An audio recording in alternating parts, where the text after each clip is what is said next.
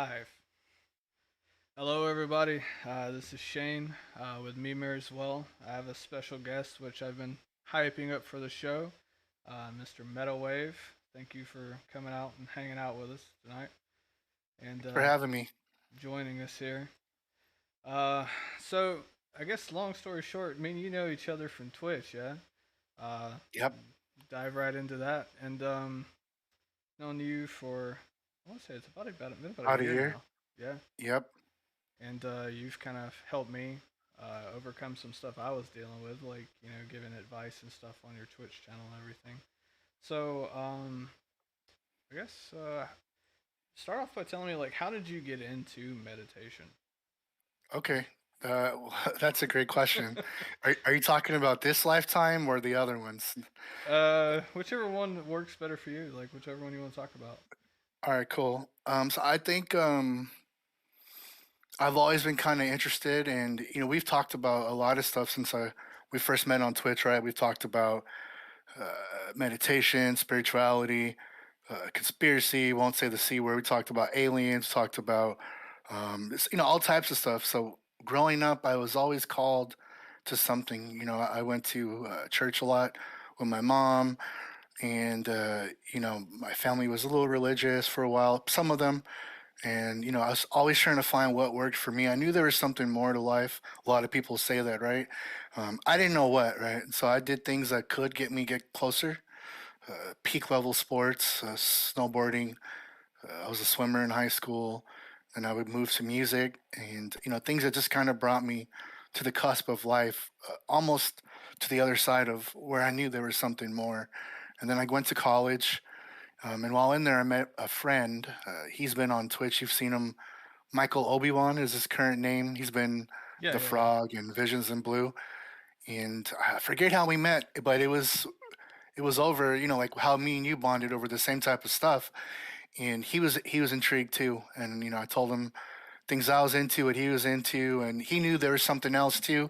He had already been reading like meditation books and techniques, but I think he was still kind of looking for it, or like getting over that. Everyone's heard of meditation, but what is it?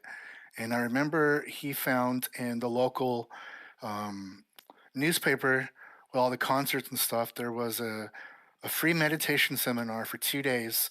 And it was like $900 or something to get in, but college students got in free. So we were like, okay, well, we have to go. And it was in a really beautiful hotel center down by the water. Everybody there was wearing like really nice suits and, very high end either dresses or power suits. And they looked like they had been doing this. Their life was together. They were probably all very close to enlightenment, if not already. Like they were there already. My friend and I are wearing like college clothes, and I had like a pink or blue mohawk at the time, and but we were welcomed and we went there. And I would say that is the first time I ever actually felt it, or like the realness in person, was at that seminar.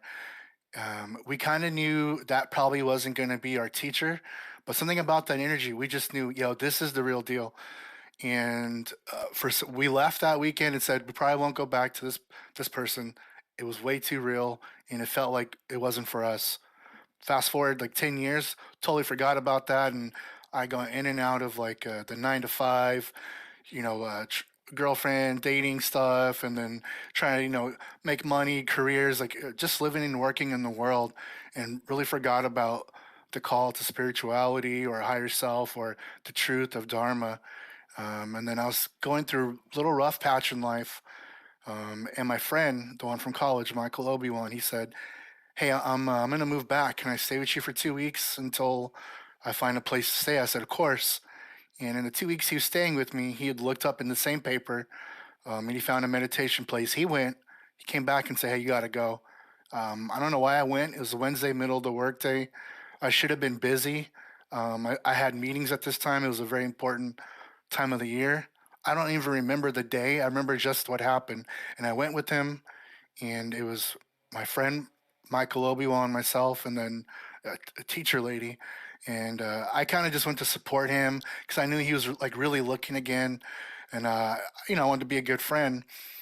and we were sitting there and we meditated. And by the third song, I was nearly floored. I was like, we were on the floor. My back was almost touching the carpet behind me, and I had these like tears coming out. And I just felt this overwhelming sense of energy. And at the time, I hadn't really been self-developing, and so I said, I can't let these people or my friend or the teacher see me crying. Like, what will they think of me? So very quietly, while the meditation was ending, I found a way to get rid of these tears of the divine, and I quietly sat up straight. When it was over, I kind of looked at her nonplussed, like, "Okay, thank you," and we left. And we got outside, and I told my friend, I said, we have to go back. We have to go back. And then I went to every class like 5 days a week. Turns out that was the owner, and she had been meditating for 25, maybe 30 years now. And that retreat we had gone to in college 10 years before was someone who had studied with her at the same time 25, 30 years ago. And that lady had gone this way, and our teacher had gone this way. So it was like they were learned from the same teacher, the same energy. And, that's how I must have known that energy was always for me. Just I had to wait another 10 years to get that teacher. And that was in spring 2019. And I haven't looked back since. It's kind of cool how like you ran into their teacher, like their student, right? And then you feel the teacher's energy through that student, and then you Yeah, go and you find that teacher, and then you're like, okay, I've got the fullness of this right here. I And think it was serendipitous. And that was how my friend and I knew, like, we have to check this out because it was that same real energy where, because we had gone in other places, but it never quite felt like home. yeah, Uh, it didn't feel like our cheers. It wasn't our home bar, but this place was, and with these people and this teacher. So I'm very grateful. unfortunately, like where I'm at, like I'm in Alabama, so if you find a meditation place, more than likely it's not the way it should be. like, Okay. Yeah. they'll occasionally do like a yoga place here and there, but it's not like the yoga that you would like learn from Sadhguru or from Hmm. anybody else like that. And so basically, man, I got into meditation kind of by accident. Like I first delved into self-regulated frequencies one time, I think I was like dealing with a headache or something, and I noticed it worked. And then I started doing meditations for like Krishna, for Vishnu, for Ganesh and Shiva, and all these other ones. And I was like, okay, there's something to this. And then Yeah. I There's noticed an this. energy there. I noticed this like, okay, I'm not just sitting there with my eyes closed, just saying, okay, all right, I'm falling asleep. It was like there's that energy there, and you can feel it. And when you start, then your brain kind of just shuts up, and then you start seeing like visions of certain stuff, and then feeling that love and that that divine universal connection. It was just something that was like super crazy. And then I found myself doing it more and more and more and more and more. Then I run into your stream, uh, through the Pachamama, like these, Yes. Yes. yeah, she rated you, and then I stayed for that, and I was just like, and that's when we first started talking about like, yeah, I deal with this black hole negative energy, like, it's Oh, just I been like, remember that first night. yeah, Yeah, I remember. Yeah. and I was just like, so that's kind of the stuff I'm dealing with, and based on a lot of advice that you gave me, and doing some of the grounded meditation work and everything like that, uh, I got into that, and then started watching like Sadhguru and following a lot of his practices. Muji, started watching his. I do the meditation stuff with Russell Brand too, because some of his stuff is really good. And yeah, Yep. I mean, it's just you can definitely feel a change in yourself in Hmm. a way that you can't find with like a church or whatever. And a lot of people don't realize that our bodies are our church because we turn inward. We're held within this frame, this mortal self. And if we just turn ourselves inward, the true thing that we need to help is within, and this is our church. And a lot of people don't see it that way.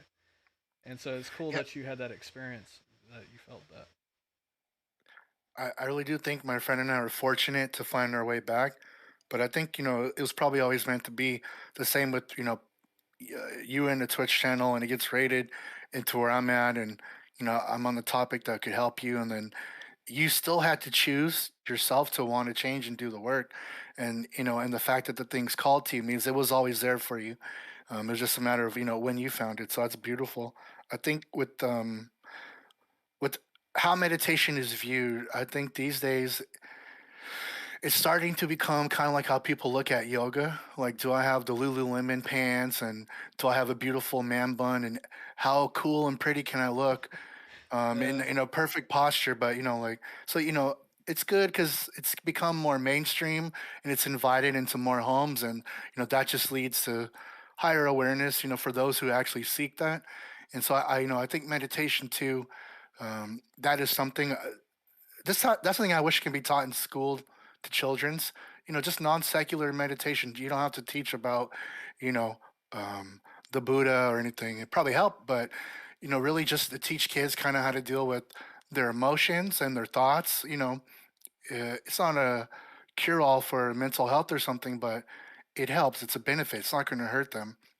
Teach them how to love first themselves and others, selflessness. Teach them compassion, teach them how to still their mind and focus and achieve great things.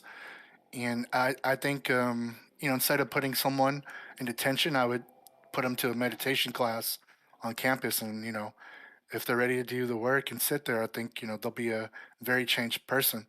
So meditation is beautiful. I mean, it's like that story. I actually heard this from Sadhguru about the one Buddha, or the Buddha who turned the serial killer, or like the guy who was like some kind of serial killer into a Buddha. Like he was going around and cutting the thumbs off of the people that he murdered and making a mala out of it. And then he comes up and he sees this Buddha walking down the road, and the Buddha's like not afraid of him, and it's like making the dude so mad. He's like, "Why are you not afraid of me? Why are you not?"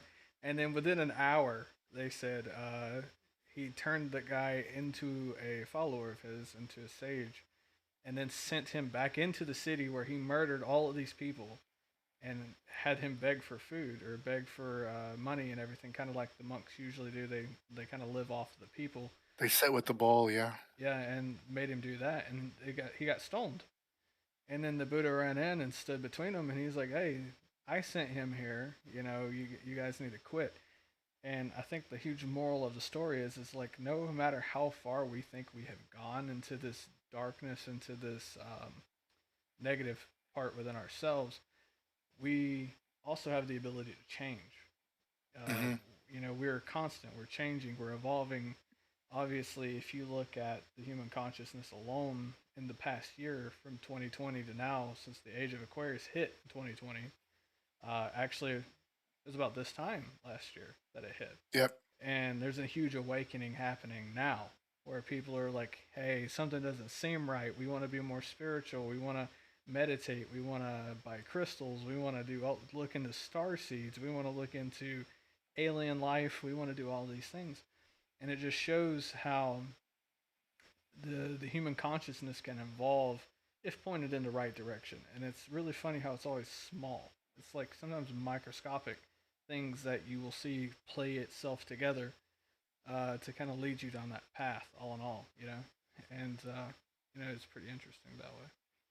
It's karma. Some people say. Some people think karma is like you hit me, I hit you, or someone else is gonna hit you. But I've heard karma explained as awareness, and once you reach a certain awareness, um, that's kind of gonna dictate what you do in your life, right? And we have a constant choice always. We might not realize it because we're too deep, we're too close to the samsara or the maya or just the bad things going on where we think we don't have a choice. Like our worldview is very limited, and we think all we know is darkness and hate and danger and fear, and that's all we've ever known. And that's a very limiting perspective. And that could be said to be like someone's karma to go through that. But I think eventually we all return to source or enlightenment, and we all get to a point where we've had enough suffering, and at that point, that is usually when it's darkest before light. I know when I found in 2019, I was going that at the time that was the darkest moment of my life, and I think for a lot of people, it's not because like oh this thing's gonna come and save you, but I think they're ready for a change. They're finally ready to say I'm done with these games of Maya. I'm done with the suffering. I've done that. I played that game. It's not fun. I'm ready for a new one. And so I think as the world goes through its different cycles, I think more and more people are they're open now, saying like, "Hey, there's got to be something else out there, than what I've been told, and I'm open to it." And I think we get that from globalization and like the internet and access to information and stuff. And I think that's a beautiful thing. It's amazing how once you start getting into meditation and once you become more enlightened and awakened on your own, you realize how blinded you were to a lot of the lessons you could have learned along the way. It's like typically, if you're not being mindful, if you're not trying to walk an enlightened path, like a hard day is just a, damn, why is this happening to me type of hard day. And Mhm. but when you're enlightened, you look at it as like, okay, this is a learning thing. I can see that. And go ahead. Well, yeah, no, I agree. I think it's what we go through helps to get us where we're at. If let's say I was Twitch streaming 20 years ago or something, and you had come in, you might not have been ready. Or had I found my teacher when I was 21 or 19 in college, right? I might not have been ready to give up the games I was playing at that time, and then I might have missed out on, that timeline, that blessing in my life. So the more aware you become, you can look back and see how everything led you here. And it was all beautiful. Even the darkness led you to light. The moon sets and the sun rises. So it's all part of the journey. And um, as I once heard someone say, pay attention and just keep going forward. Yeah, I mean, when I found when I got into meditation, I was dealing with a lot of mental health problems myself. Suicidal depression in general, the whole 9 yards. And now I'm a totally different person than where I was a year ago. It's like when I feel those things getting in my mind because of meditation, I've developed that self You can see mastery. it. I can shut it down and be like, wait, that ain't me, and then shove it out of my head. And it took a combination of everybody I watched, like you, Muji, Saguru, Russell Brand, to just basically just say, hey, when you sit down and your mind starts turning itself against you, that's Hmm. obviously at a point where you just need to say, okay, who's got control over the brain? Do I have it, Yep. or is it just on its own type of thing? And when I was able to take that and acknowledge, like, okay, why do I feel this way? Why is this the way this is? Is this a learned behavior that I'm dealing with? And I mean, and it takes a while, and it's like an ongoing process. But the more you address these issues, kind of as they show up, the easier it becomes later on in the Yep. future when you start feeling it like kind of clouding your judgment. Yeah. Well, you think we've thought a certain way for 20, 30, 40 years, however old we are in this lifetime.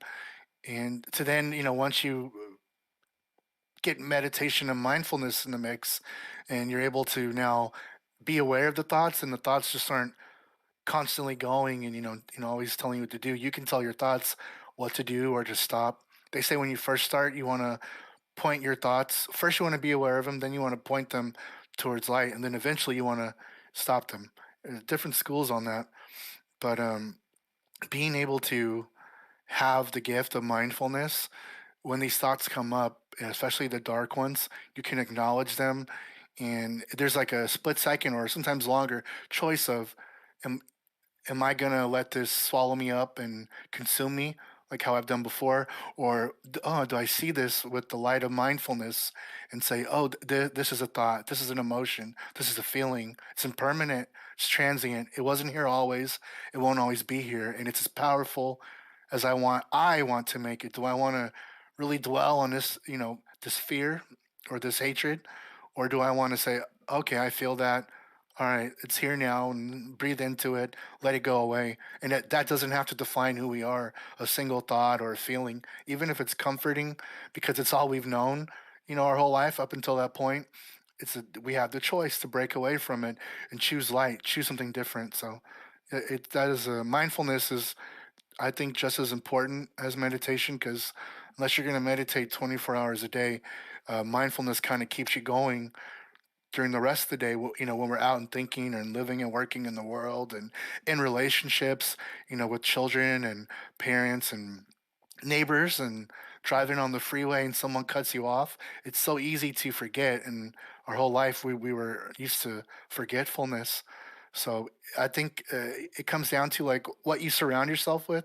If you want darkness, you can consume darkness and watch these things. And if you want light, you can watch Sadhguru. You can listen to Muji. You can bring a meditation practice to your own day to day life, and you can just keep light around you because the world's always going to bring a little bit of darkness. We see that in the yearly cycle, the different solstices, right?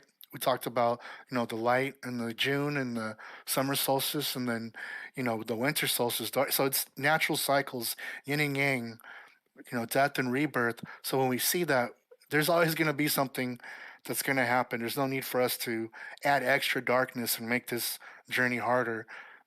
If we have the will, the power, and the tools, which are meditation and mindfulness, to go beyond that. I think it's interesting because you talked about a good point last night on your stream, um, that the more we come delved into something, like if we play a certain type of video game or listen to a certain type of music or movie or whatever, or if we go sit in a cave and meditate, our vibrations operate differently because of Hmm. that influence. And it's so a lot of people throughout life, they're told, oh well, become distracted. Don't deal with your emotions. Just become distracted from your emotions, and then they'll eventually just go away. But technically, they just become buried deeper and deeper and deeper until it becomes like this deep seated thing that you can't seem to break away from. And the thing with mindfulness is you're being taught to confront it as it happens. You're mindful that it's there, and you're able to deal with it in an appropriate manner. But I think a lot of people too just don't realize that the world and even their parents. I know for my parents were like, "Hey, we don't talk about our emotions. If you have something, go in your room, cry about it, get over it, and let's get back to work. Put your big boy pants on and let's keep going." And I think that that's kind of like in a way, like a toxic mindset to have, Very. and and it's like the world's way of blinding us to uh, stepping into this type of path that me and you and hopefully others are getting on. And I think that having you doing what you're doing on Twitch is such a huge thing because it brings a totally different thing to the gaming platform. It's like I can go on there and watch somebody play Dead by Daylight and be a serial killer and murder a bunch of people, Yeah. but it's like that eventually gets old, and then that it just becomes like you eventually start feeling like this just I'm not getting anything out of this, and people are searching for trying to find something out of to get something out of it, and what you're doing, man, is like amazing, and I'm always there to support you in what you're doing because to me, I probably wouldn't be where I'm at now without your help along the way. And I mean, we're not. We all try to aspire to be like a Muji or to a Sadhguru, but in my eyes, man, you're close to that point, and I Well, always thank you, looked up to Shane. you for that. But And likewise. Yeah. thank you. Now, what are some things that me and listeners and people who are in the chat and everything can do to become more enlightened that you've seen? I know my teacher would say to remember, that you are enlightened, but it's easier said than done. The number one tip I can give somebody who really is ready to, put down suffering, they're done with it, and they're willing to do whatever needs to be done. And, they tell you to go read these books, or people tell you you should meditate, or, blah, blah, blah, all these things, right? If you're really ready to do it, and you're looking for just like a how to, not like some subtle explanation or a koan or, a Zen riddle, meditate twice a day. And if you stick with that, you're going, it's inevitable in this lifetime or the next, you'll get there. And I can go into some of like the reasons why if you'd like to hear. Yeah, I would love to hear it. Yeah. I think several. One being you're now making room for yourself and for enlightenment or light, positivity, whereas before we might have just numbed out on some bench show or play a game. Games are fun. I play them too. And but how many hours do we need to play of anything, right? Yeah. Moderation and balance. That's what the Buddha taught, the middle path. So when you create more room in your life for light, more light comes to your life. You won't have time to always, go out and do some of the bad habits or to do some lazy habits you had before because you're now making you got to get up a little bit earlier or change around like, oh, I'm just going to keep snoozing for an hour and a half before work, or I'm just gonna wake up and look at Instagram, and what they're trying to tell me for 40 or 50 minutes, and then when I get home, oh, I'm just tired. I'm gonna binge Married with Children till I fall asleep at 2 a.m. and then that's the show I'm watching right now. It's pretty funny, but it's what you make room for in your life, and so if you really do. People say, once a day or whatever. No, if you really want enlightenment, from what I've seen around me and people who have reached it, we're very, very close, twice a day. And the longer, the better. You don't need to do 10 hours, but try to strive for an hour in the morning before you go to work or, school, or if you do nothing, an hour when you wake up and an hour when you get home. Not right before bed, like when you're sleepy and you're going to put on ASMR and someone's going to, smack their lips and rub the mics. That's not when you want to do it because you want to be Yeah. No. present and aware and awake for it. You want to do it an hour before or after dinner usually because you don't want to be too full. So in the evening, and sunset is a very, very powerful time to do it. So is sunrise. So if you can't do sunrise in the morning when you get up, give yourself as long as you can. An hour is good, and then the same for the evening. And then there's a bunch of other many steps you can do and just set yourself up, right? Like find a teacher if that resonates with you. Find a sangha or fellow practitioners. Like me and you are sangha. Like we both are pointing towards the light, and we're there for support. We share articles or movie suggestions or books or techniques, and that support is really powerful. Like there's no need to think you have to do it alone in a cave. The three jewels the Buddha gave us were the Buddha, the Dharma, and the Sangha. The Buddha being an example of, yes, a human can be enlightened. It's possible. The Dharma being, the absolute truth. If we don't need to lie to ourselves just so we can, bullshit and do something we know is not leading towards enlightenment. Because everything we do is a step towards or away from enlightenment. Everything. And then the third thing, Sangha, just, who you surround yourself with, right? If you surround yourself with um, people who love to do meth and you hang out with them every evening, and even if you don't do meth, it's going to be real hard eventually because, like we talked about, the frequency you're going to be in their dream of this is what we do and it's normal. If you're around people who drink every night, if you're around people, they're bodybuilders and all they do is weight lift 7 nights a week, and like you hang out with them and go to dinner with them, you're really probably going to get into that, right? Because that's what they're talking about. It's what they're sharing. That's how they build. Because humans want to be in tribe, right? We want to Mm. build that. So if you can surround yourself with sangha, other people who will also want to be enlightened, then they're going to share techniques with you and books, and they're also going to be, yeah, it's Friday night, yeah, I'd love to come over and we'll do a meditation, and oh, I got these new incense, and then like now your life's just set up for light and enlightenment, and then by it's just going to happen. It's just going to happen. Set yourself up for success, I think. I think the some of the best advice, like I watched a guy named Ralph Smart. Have you ever seen him? Infinite Mm-hmm. Waters on YouTube. He's like Not a yet. licensed psychiatrist, I think he's a psychiatrist. And he does like these videos, like wake up, life advice, all these different things. And one of his best advices is when you wake up, we as people, we instantly just like roll over and we just put this right into our face or whatever and Yeah. look. He's like, don't do that. He's like, get up, go brush your teeth, wash your face up, go for a walk, go for a jog, go stand in the sun for a minute, sun gaze, go do something different than allowing yourself to have the drama and the disillusion right here in front of your eyes. Hmm.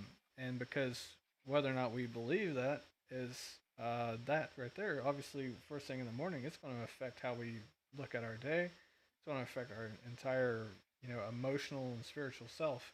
And two, a lot of people don't know this, but if you have your phone and your phone's cut off or your screen's completely black or whatever, I don't know if how familiar you are with scrying. Scrying.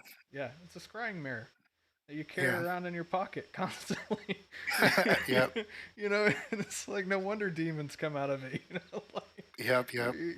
and it's just kind of my thing. And it's like me, I was um, still am to some degree horrible about listening to to deathcore and metal and all this other stuff. But it's like I noticed that now since I've been creating meditation music, that's pretty much 90% of what I listen to now. Is I'm always listening to the stuff I'm making as I'm making it, or I'm Hmm. always listening to either Sadhguru, Muji, Russell Brand, or I'm always listening to 432 hertz, which Hmm. is because it's the hertz that obviously the whole universe operates at, and I listen to that as I'm doing stuff as well. And to me, I notice a difference in my day before I go to sleep. Like Sadhguru gives you this sadhana where you basically meditate with your eyes open, just look at a picture of Devi Pavarti, the linga that he has for her, and you just stop feeling, just go into complete stillness, and you watch it for like 15, 20 minutes, and then you don't have to say anything. You don't have to go to it and ask for anything like, God, please give me let me make a good, dollar today or, whatever. Yeah. you know, she pulls it out of you. And to me, that's pretty interesting because I notice like on days where I don't do that meditation at night, I have a horrible Hmm. week. But on days where I do it before I go to sleep, my dreams are good. My days are going good. I actually see cool little sprinkles of like blessings of like, hey, this is what you manifested because of your efforts. And I think too, the harshest thing for me when I got into meditation is I had to confront the stuff that I had buried for so long, Hmm. and that's something that I'm curious, like how like any advice that you would give in confronting those things that people bury from day to day, whether it's they came out of an abusive relationship or whether or not they just have low self-esteem naturally within themselves. Like how would you go about confronting that or telling somebody how to confront that within themselves? I think first, take a step back for anyone who's going to do this and see, is this something that's going to require professional help? And I highly believe in marrying Western and Eastern medicina, and we're on this whole earth, right? Not just part of it. So why not use all the resources? So if it's really extreme stuff, I always tell people, hey, go look at my disclaimer. I'm not a licensed professional in that sense. Get that help too, but then come back here, like And so what I would say is, if you're ready to let it go, you can. The mindfulness helps, and we don't want to shame ourselves for feeling sad, or because we feel depressed, or because we still have seeds of anger within us. Jealousy, ignorance, any of the poisons, right? That's part of this life. Yin and yang, light and dark, sun and the moon. That's a natural human thing, especially if you weren't taught from the time you could walk or speak, meditate, be mindful, or always be we weren't taught those things. At least in Western society, we're socialized a certain way. You see all the ads on TV for medicine, right? Mm, And they want you to always be in the sick mentality, like all these things. So that becomes normal, and things can happen and things can manifest from traumatic childhood, um, and when it's a trauma, I think that's when you need professional license help too. And plus, when it's not a trauma and it's just somebody who's got these different either self esteem or anger things that they want to work on, you have to be ready to let go of the pain and let go of your story, the ego story of, well, Johnny cussed me out that day in front of everybody and embarrassed me at Christmas. So I hate Johnny every time he calls the house or when I see him at the holidays because all you're doing is making yourself suffer twice, thrice, four times, right? In that moment it wasn't fun, and then now every time you think about Johnny or you see his favorite beer on the shelf in the grocery store, you think of him and you're feeding that, and now you hate him. You're only hurting yourself. Johnny doesn't know, he's for better off without it, whatever. He doesn't even know. And so when we're ready to let go of the I stories and the victim stories, um he stole my promotion, like, well, it probably wasn't meant for you, right? Yeah. Or else you would have undeniably have gotten it if you were the best candidate. When you do that stuff, well, you don't get the promotion. Where can you grow? You should go to a new company. Is there more stuff for you to learn? Or is there unfair favoritism and you wouldn't have gotten it anyway because it was always, rigged in the darkness, and that's fine too. But we need to not be so hung up on wanting to feel like we're special. 'Cause everybody is special and no one is special because we all are a part of enlightenment or nirvana or source or divine from the divine sense of it, but the egoic sense of I am special and everyone needs to, like, woe is me, and acknowledge these things. And even to yourself, when you say, woe is me, I'm still angry. Dad didn't give me $20 for the movies for my date in high school. And, I could have been living a happy life with Sarah or with Johnny, whoever your date was. Why keep suffering over this? So when people are ready to let go and put their suffering down, to put their story down, Saima, Her Holiness Saima, she talks about this. She'll do like Zoom calls and YouTube, IG stuff. She's all over there too. I recommend her as well. She'll tell people, you got to lay down your story. And I saw her one time.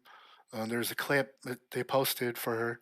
She had someone call in, and she was actually doing like this, with some of her followers or whatever. And this lady was saying, I feel so bad for my mom, and this happened when we were younger, and I just don't know what to do, and she won't meditate. And she's saying, she said, Elizabeth, stop, lay down your story. Like, you don't need that. You need to first, get yourself aligned and balanced. That's all you can control right now. So, and what about my mom? She goes, your mother is a grown. When she's ready, she'll come to the light. How can she come to the light if you're not there? Get yourself in accordance, and then she can see your light. Then she'll ask, and then you can help her. And she said, well, oh, my sister. She goes, drop that. She goes, you got to take it from me. You got to do the work, and you got to be ready to let go of that pain, let go of that suffering, and kind of like that validation that comes with, like, um, everything's happening to me, and I'm special, I'm vindicated, I'm validated. We want to drop that, and as soon as you can drop that, and you can move forward towards light, and you start to control your thoughts more. And when you feel an anxiety thought, you feel a hatred, anger, you feel, um, I don't want to say a bad thought, but there are some things that you feel like, oh, I want to go kill 10 babies today. That's probably just a dharmic bad thought. We can call that a bad thought. Don't judge yourself. Don't hate yourself. Acknowledge it and say, oh, I see this coming up. I'm not going to feed it energy, and point yourself towards light. I mean, I know, which is really funny because basically this, it's a matter of forgiveness of yourself and the forgiveness of other Hmm. people. And Muji actually just released a pretty lengthy video about it like a couple of days ago. I don't know if you've had the chance to watch it yet or not, but Yeah. I watched it, and this lady was talking about how she struggles with forgiveness and how she, harbors all of her hatred and resentment and everything. And he's like, well, uh, if the person that you have this towards dies, what good does that hatred and that resentment do? I mean, he's not Yeah. here anymore. He don't care. You can't go Yeah. talk to him and say, "Hey, you made me feel this way." Da da da. What are you gonna do with that? You're gonna let it go, or you're either gonna continue to harbor it. Hmm. And the thing is, it's like, I've read one time. I want to say it was maybe one of the Buddhas. I probably can't remember. Basically, anger is like grasping a hot coal with the intent of throwing it at someone. Yeah, you're only hurting yourself. You're only hurting yourself in the end. And our heart chakra, which is kind of the theme for this stream today, is such an important thing. It's like if we harbor all this hatred and we harbor all this, I don't want to forgive you because of this and everything, our heart chakra controls a lot more than what a lot of people think it does within ourselves. Like, if it's under energized, we can't connect to the divine. We can't receive any divine inspiration. We can't feel love. We can't show love properly.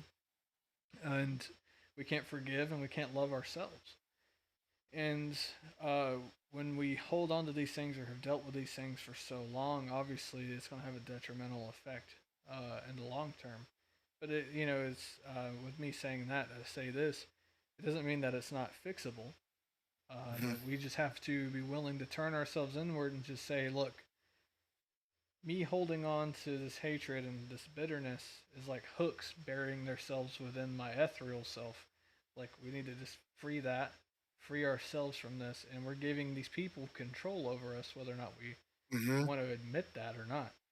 Giving them a lot of power, I giving it mean, away. and so I guess the biggest advice, I guess, that we could probably both give anybody would be, forgive yourself and forgive the other people, and it's to me too. It kind of echoes the inner child concept. Like, we all have that inner child who mommy didn't hug us enough or daddy wasn't there type of thing, and God knows I've been through that. But letting that go and dealing with that inner child in me and say, look, I'm here. This is where I'm at now. I accept that this didn't happen, but I'm not going to let that have control over me enough to hinder me through my life. That's the step that we have to be brave enough to try to confront and to deal with and to take. And I feel like, yeah, it's going to be emotional, obviously, for whoever's Hmm. going through that. I mean, but at the same time, it's a step that must be done because we're healing ourselves. Like, we're just spiritual beings having a human experience. You know, Hmm. eventually when we die, we're either going to take up another, carbon, body or whatever, and then we're going to go and live another life and learn another lesson, or hopefully be, find, excess dharma and be free from this Go to never-ending Nirvana. cycle, Yeah. this never-ending cycle that it seems that we're in. So I think self forgiveness is a huge thing in this path. Because I know, as for me, I mean, I don't know for everybody, but when I would meditate and I would go quiet, one I become like I would become like anxious, Hmm. because I'm just like, okay, I'm not doing it right, or and I start beating myself up, like, well, you should do this better, you should do this better, and then I realize that that's The a learned ego. behavior, the ego, yeah.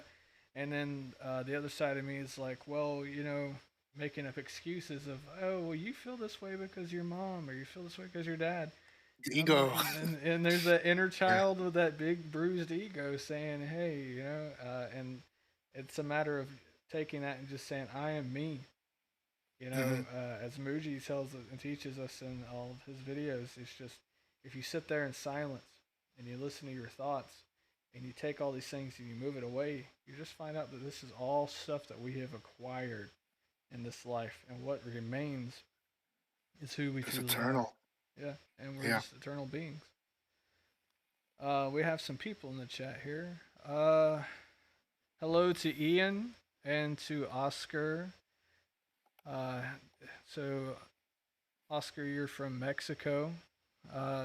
Awesome to have you Shout here. out Mexico. I know, right? And then we have Victoria, who said that beautiful. So apparently, what we're talking about is a beautiful topic, and I feel like it is.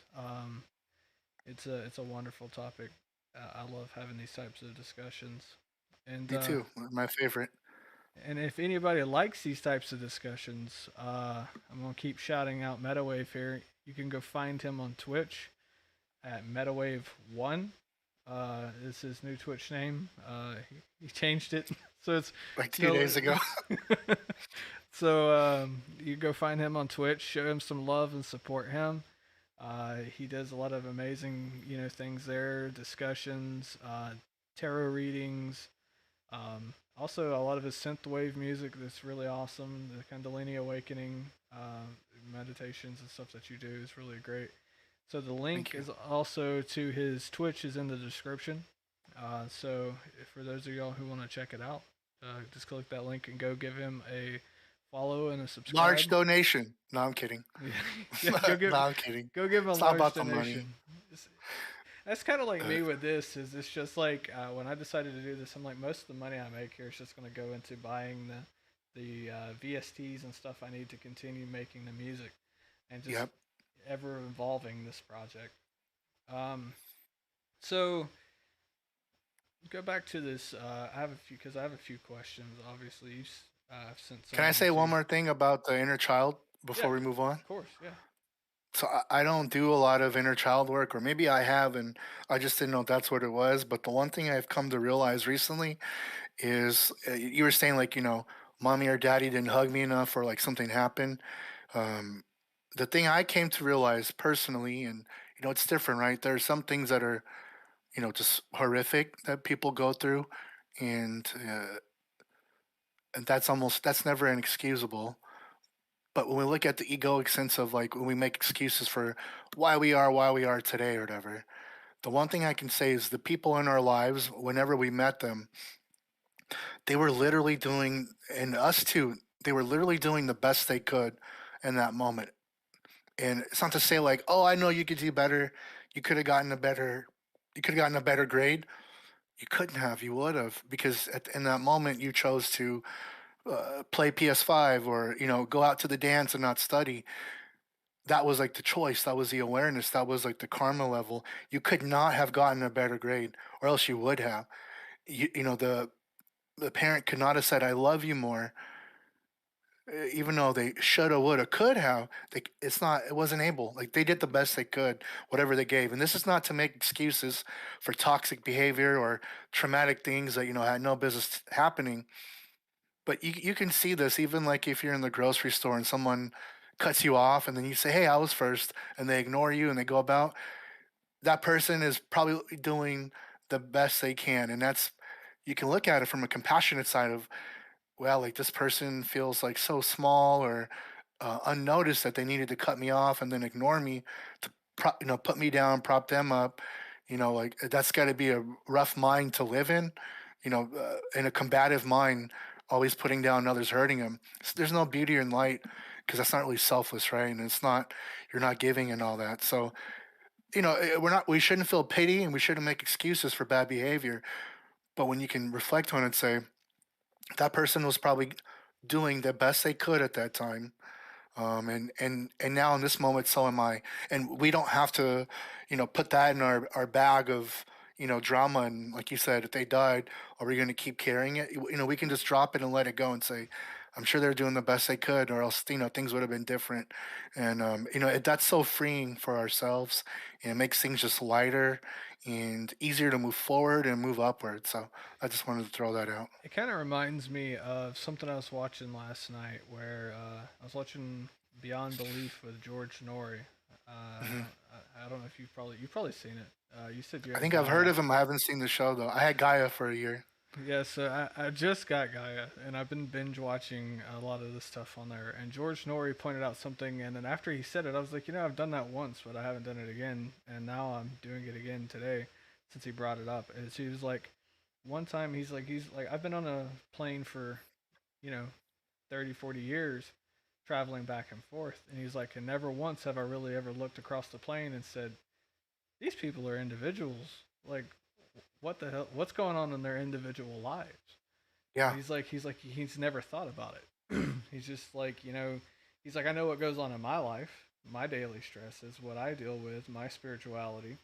He's like, but I don't, look at the guy down the road and say, what's his story?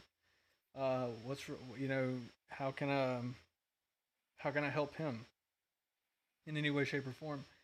And I don't know why we don't do that as a people. I mean, I think I can safely say it's because there's like a level of ego and selfishness that's embedded, Capitalism too in Western society.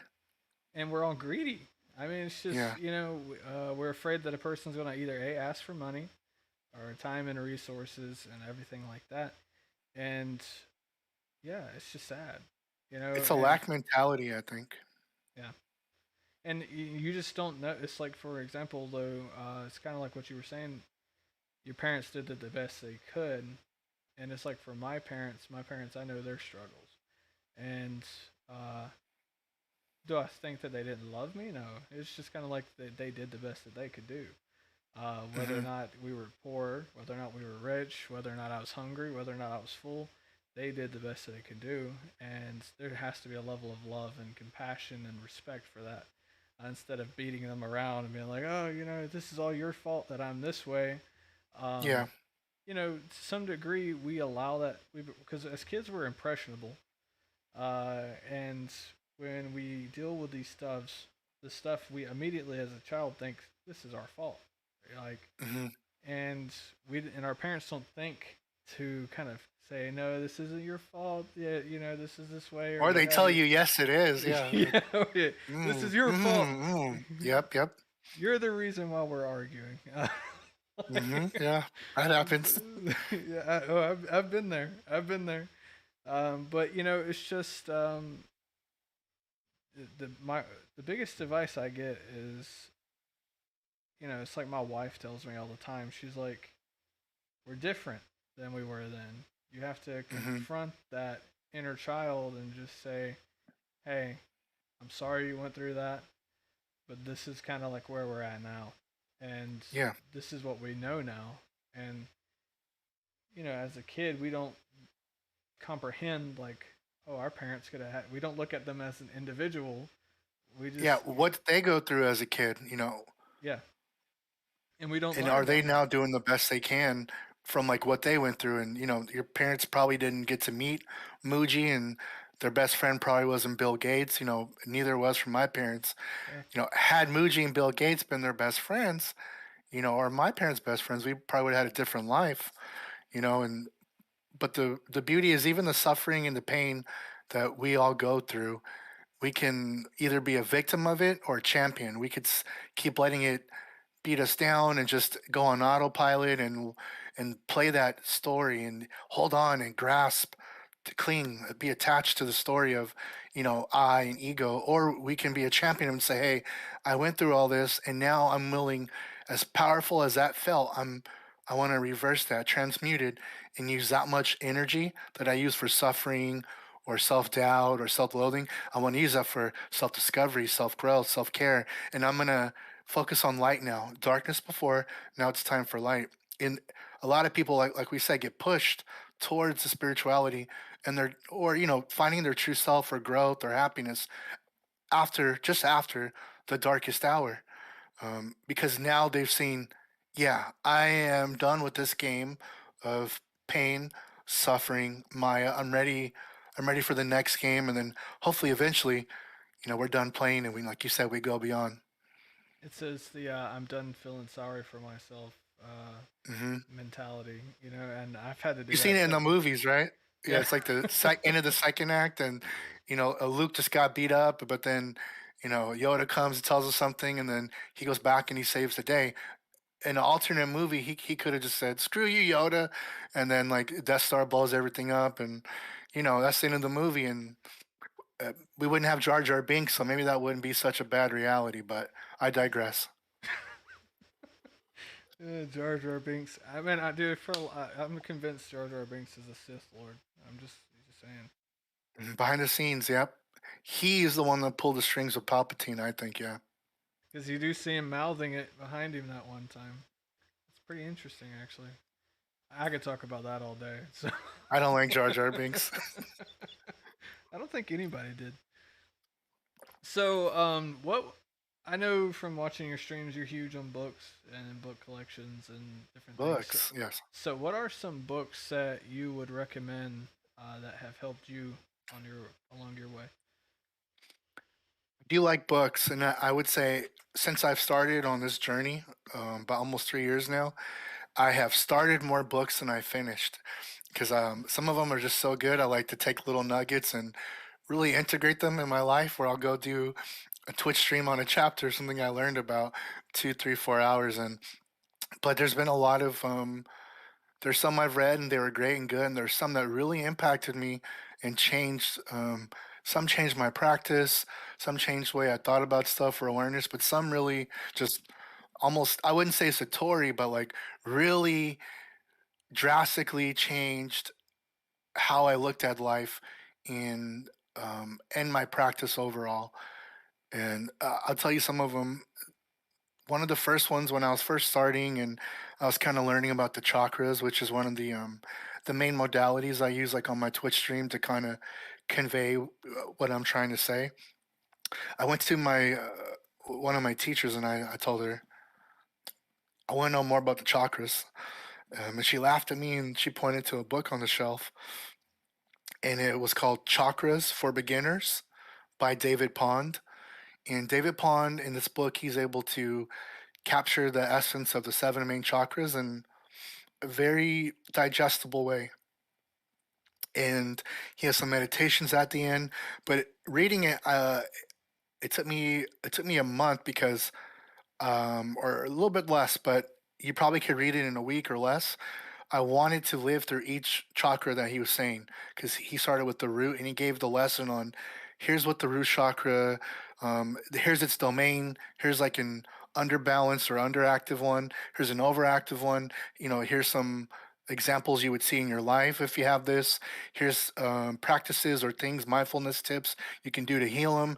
And then I was like, wow, wow. And each one brought me to a higher state. And at the end of that book, I was in like this crazy high awareness. And anything that happened, I could see like which chakra it was either calling to or affecting, or it was an issue of, or a blessing of. And it wasn't so much like an ego thing, like I needed to categorize stuff, but it allowed me to make decisions more easily, like without second guessing or thinking. Like I knew how to act and react into stuff. So if you're just interested in chakras, the best book I can recommend, Chakras for Beginners by David Pond. If you're super new to spirituality and you just need like a jump start and you want to just get started somewhere, there's a 52-page book and it's mostly pictures. It's called How to Be Happy Now by Sarah Weston. And I think that one you could give to teenagers. Um, you could give just in, people come to do yoga or meditate, give it that to them for free. Keep it on the coffee table, keep an extra one in the car to pass out. It's so accessible and so short, and it talks about phone habits and all types of stuff, and it's a little quick little meditation technique, mindfulness. It kind of runs the gamut over everything you would need to get started. So, It's kind of how like to a be happy beginner. now. It's like a beginner pamphlet, right? It's like a big beginner pamphlet with some cool pics. I recommend it, and it's pretty cheap on Amazon. I have a few more. If you're into mysticism and you want to look at like the magical side of life, more so than like the mundane, just what's going on, and we're talking back and forth. Like you want to go a little more subtle, a little more towards the occult in a good way. Journey to Ixtlan by Carlos Castaneda. This is a series of Don Juan. And Carlos Castaneda, believe he was at UCLA and he wanted to study indigenous medicina like ayahuasca and things like that. And he found who he came to figure out was not a shaman, but more closer defined as a sorcerer, someone who was enlightened. I believe it was in Arizona, and Don Juan is teaching Carlos, not directly. He didn't let him try any plant medicina for the longest time because Carlos's awareness, his everyday awareness, was not where it needed to be to integrate anything he could get from that. And this is not a book I recommend for people to go do plant medicine because they don't even really talk about it in there. And that's a path some people go. It's not one Metawave has gone down, or I recommend at first, try to do it without, because like you said, we have everything within, but more so how to look beyond life. And just like what is here and like the 3D, what you can touch, but how to see beyond and like the magical, mystical, and pretty much he's trying to show Carlos enlightenment, and without having him do any plant medicina, he's like, you don't need that. You just need to shift your awareness, to get there. So I recommend that Journey to Ixtlan, Carlos Castaneda. if you're looking for, can you hear the telephone ring? No, all right. There's a telephone going off. All right. Okay, I can hear it Uh, now. Yeah. okay, okay. It'll go off. That that's the Maya of living and working in the world. So if you're looking for a more practical approach and you want to know, hey, how do I become enlightened? How do I become a master? You can read the Autobiography of a Yogi by Paramahansa Yogananda. It comes in a light blue or orange version. It's like 550 pages. And it's just pretty much Yogananda's life from the time he was a little kid till the time they went back and added a couple chapters after it first got published that he wanted to add. And it just kind of shows you his magical life of, enlightenment and just he did not want to just his dad had enough money and his dad was a bigwig in the train system, which back in the 1900s was like that was like a really good job, work for the government and the train. He wanted more, and it kind of shows you how magical his life was, and it just led him to enlightenment. Um, Another book that really shook me to the core and just really changed my perspective on life is Be Here Now by Baba Ram Dass. You'll find this on the bookshelf of any meditation hall. Barnes and Nobles always keeps them on the shelf, very easy to get. It's that beautiful blue book, and he has three sections. One's kind of biography, and then he has like some art and like he must have been in a high awareness when he wrote this, and then some more at the end. When I first found this book, it was when I was borrowing a book from the meditation hall I go to. I was looking for something fun to read. This book was oddly shaped. I pulled it out. It was 2 years ago, about this time. It was a couple days before Christmas, and I went home and I read like a third of it, like the first section of it, and by Ram Dass, and it was the most beautiful thing. And I could literally feel his presence, and I was like, I looked it up and it said, yeah, he's still alive and he's a little bit older, but he does tours, and he'll speak at the colleges and stuff. I said, after Christmas, I'm going to find, where he's going.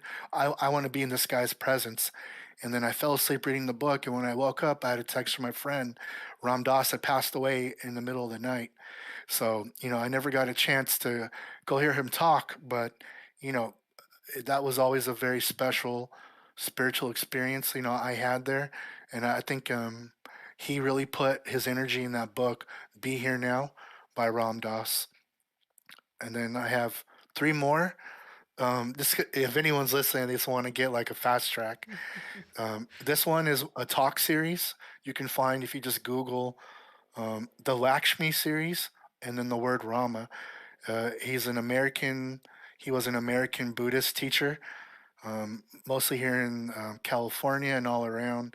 His spiritual name was Rama, and he has different talk sets. But the one I think, like, if you only have time to do one, listen to the Lakshmi series. It's a series of talks, and it's about 29 or 30 talks, and that gives you everything. This is like the opposite of How to Be Happy Now with Sarah Weston. That's a very fun, concise, accessible 52 page book. The Lakshmi series, 29, 30 talks, all about an hour or more. And he really shows you. He put enlightenment, he put dharma, he put the truth, the absolute truth in these talks, the whole range of it. This is all you would need if you really are ready about going towards enlightenment. The next book is a book from my teacher, Worlds of Power, Worlds of Light, by Jenna Sundell. Her spiritual name is Taria. It's on Amazon. Um, it talks about her her coming to meditation and spirituality and how she was living and working in the world before, in college, going to bars, whatever. Kind of like the same thing I kind of ran into. Yeah. And I was reading it and I saw a lot of parallels me up to like me meeting her, and it talks about her interactions with her teacher, back in the 90s and 80s. And the last book I'd recommend, and this is like for anyone who's looking to no longer water the seed of anger. The title of the book is Anger by Thich Nhat Hanh. And he just kind of talks about it from a very practical level and in different situations and how you can start to view anger and, like you said, picking up the hot coals, and then somebody hurts you, so now you want them to hurt, thinking that's going to make you hurt less, but in the long run you're going to hurt more. They hurt you, I want to hurt less. I hurt them. Well, now they hurt. What do they want to do? They want to hurt me, so they hurt less, and they hurt me again, and it's an endless cycle of samsara. But he has some really good ways to look and go beyond, and to just drop and let go of anger altogether. So for books, check those out. It's like 7 or 8, and come back and tell me on Twitch what you thought. Have you read Karma by Sadhguru yet? I have it, and I started reading it, and so I'm like I said, I've started more books than I finished. I think I'm past the introduction, maybe in the first chapter. No, I love the cover. what was the Thoth book that you had that you showed on stream? Yeah, yeah, that one, it talks about the Emerald Tablets. You can hear more about the Emerald Tablets on the Gaia Network. There's some different documentaries on it, and they say Thoth was an Atlantean, back in the old days of Atlantis, and when they had the different mystery schools, and whatever happened in Atlantis, some people say they blew themselves up, or that was when the asteroid hit, or there's a lot of different things. Atlantis is gone. They were able to send some emissaries out. They still had time, and that's why you see a lot of like different types of pyramids across the world where they should not have been able to be doing the same thing right. There's also universal truth in one dharma. They're probably tapping into the same stuff, but it's because these different mystery schools, and that's why a lot of different gods you can see in different cultures, and different. There's like Lakshmi and Tara, and like Diana in Greek, or you can see the archetypes are similar. They have a different name, or they manifest or incarnated differently to not be so obscure looking to whoever was there, right? And then, but they usually represent the same energies. So Thoth was always, he went from Atlantis to Egypt and some other places, and so that's just like his emerald tablets that he left with all the secrets, but it's very metaphorical.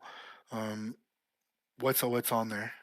Because I know Thoth is symbolic for like the Rosicrucians and all of this other stuff, like because they dive Yeah, heavily yeah. into the Egyptian aspect of things, and then I think he's somehow involved with the Anunnaki. I can't remember. Um, I want to say he was, because I know the Anunnaki. Like when you read the ancient Hebrew Bible and you look over the word Elohim, the Anunnaki was a group called the Elohim, and Hmm. Elohim was supposedly the name of God in the Hebrew Bible. And so I watched a thing about it yesterday, and I was just like, "This is some crazy crap." Like they started talking about like how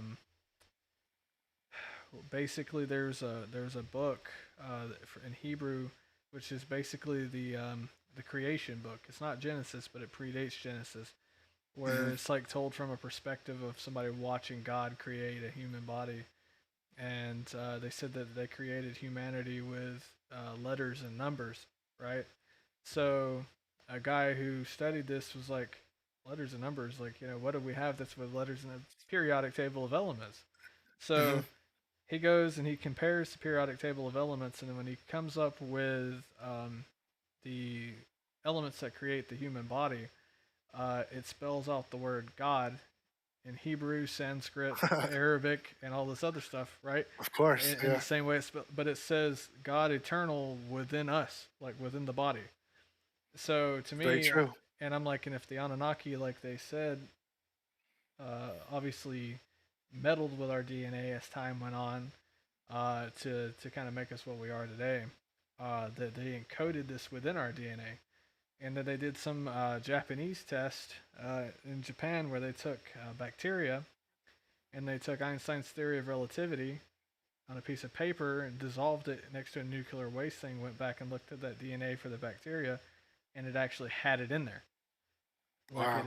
absorbed it within its DNA, and they were able to extract it, and then they reproduced it 25 times, and we're still able to get the same message out.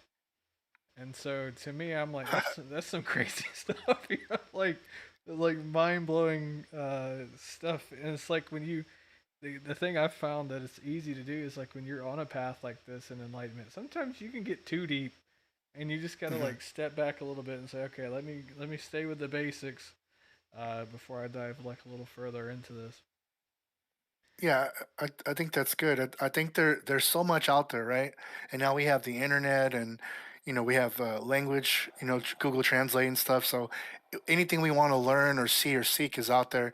We can put it in our native tongue and learn it in this lifetime. And a lot of the stuff that is out there, like we were saying, is of the same archetype. That's why it was in Sanskrit, Hebrew, Latin or whatever. Like all the different things, it shows up. Um, but like you said, we always want to be mindful of, because there's certain energies, and that's the one thing I will say, and I'll say it. And if he's listening, that's fine. But with Thoth, there's a very specific energy, and it is very powerful, but it's also very, I don't want to say heavy, but I want to say brooding. That comes like with the study of him, or how he spoke, or his teachings. And you'll notice, like with different gods and goddesses, buddhas and carrier beings, they have different energies associated. So when we put our minds on an entity, a god, or a certain like way of thinking, we're feeding that, and we're, like we said earlier, we're tapping into that frequency. So unless we have a specific purpose to want to tap into the brooding high energy of Thoth, like so, perhaps maybe I shouldn't have put that on Twitch. For someone coming in asking for a card, and they hear this without any sort of a context, and then now this last 2 weeks they're like in this top land with like nowhere to go. We talk about Tara. That's a beautiful, compassionate, ready to protect us. They be a different type of energy, right? And when you talk about Master Jesus the Christ, there's a different energy. He has, and if you read like the book on Yogananda, he has a different energy, and all the gods you do here in Mimir as well, each of them has a different like energy or vibration, and Of course. and so I think that's something to always be mindful of. But I like to dabble, and I get curious, and I like to Yeah. see what all is out there. But what last thing I want to say about that is, the bacteria absorbing the relativity theory, Einstein's relativity theory. I think that those are some of the actual things like that we can do because we are magic. You have to believe it, right? Um, and I'll tell you this: in college, I used to sleep with the book or my notes, and I probably wasn't the best student. Like I got my degree and I passed and all that, and I would get good grades in classes I was really interested in, but it wasn't always from studying. I was able to kind of absorb the information by having this like really strong intent of, I really want this good grade tomorrow, and I don't have time to read these 40 chapters. And I would open the book and flip through them, and I would keep it on my heart, and I would sleep with it or on my pillow. Not even on purpose, just that was just what I did. But I had this real feeling of, I want this information in me. Oh my God, I had 3 months to learn this, and now this is the last night, and I don't want to fail this. And oh my God, see? And then I really wanted this, and I put it near me, and I would go the next day, and I would get an A or a B usually. And I had some friends that hated me for it. My one friend in particular, she would study and make all types of study sheets and all these things. And then she still always like give me her study sheet, and I would keep it. I'd read it once a little bit, and so this is crazy. I can never do it. It's way too much to learn. And I'd fall asleep with it in my bed, and then go take the test, and I get the same grade as her. It's not because I have a high IQ like that or anything. I just think I was actually absorbing the energy, and I was, kind of the same thing like when you go to like a metal concert or you go to a sound healing. There's a certain frequency or energy, and I was able to step into that, whether it's psychology or some type of history, communications, whatever it was, and I was able to go in that frequency to that class and take that test. So I think we're a lot more magical than they teach us in school, but they taught this back in the day in the mystery schools, all these secrets and stuff. So that's the kind of things like you get when you dive into Thoth, or like Carlos Castaneda talks about in his books, because Like we are magic. I know that when they talked about the Anunnaki and everything like that, they remind you like if this is all true, you're part of the Anunnaki. You're an offspring of them. Hmm. We all are. And then they talked about how when they went around to investigate the gold mines, because Inky was obsessed with harvesting the gold, and they would even grind it up into powder and drink it because it supposedly kept their physical body immortal, and then it was highly conductive when you ingested gold, and it like helped your third eye, prevented you from ever being sick, and it just completely energized your whole body. And what was really funny about that is because, you know, I see commercials all the time about this guy who's trying to like sell gold flakes for you to drink, and people Oh just yeah. whatever. And I'm just kind of like, it's kind of funny because you don't really think like, is it possible for you to digest this and consume it? And is it real? And so one of the studies from the from the guy who did it, like all the circles where all these stones and everything were found were fully energized. Like they'd take their phone in there with a GPS, and these were just rocks.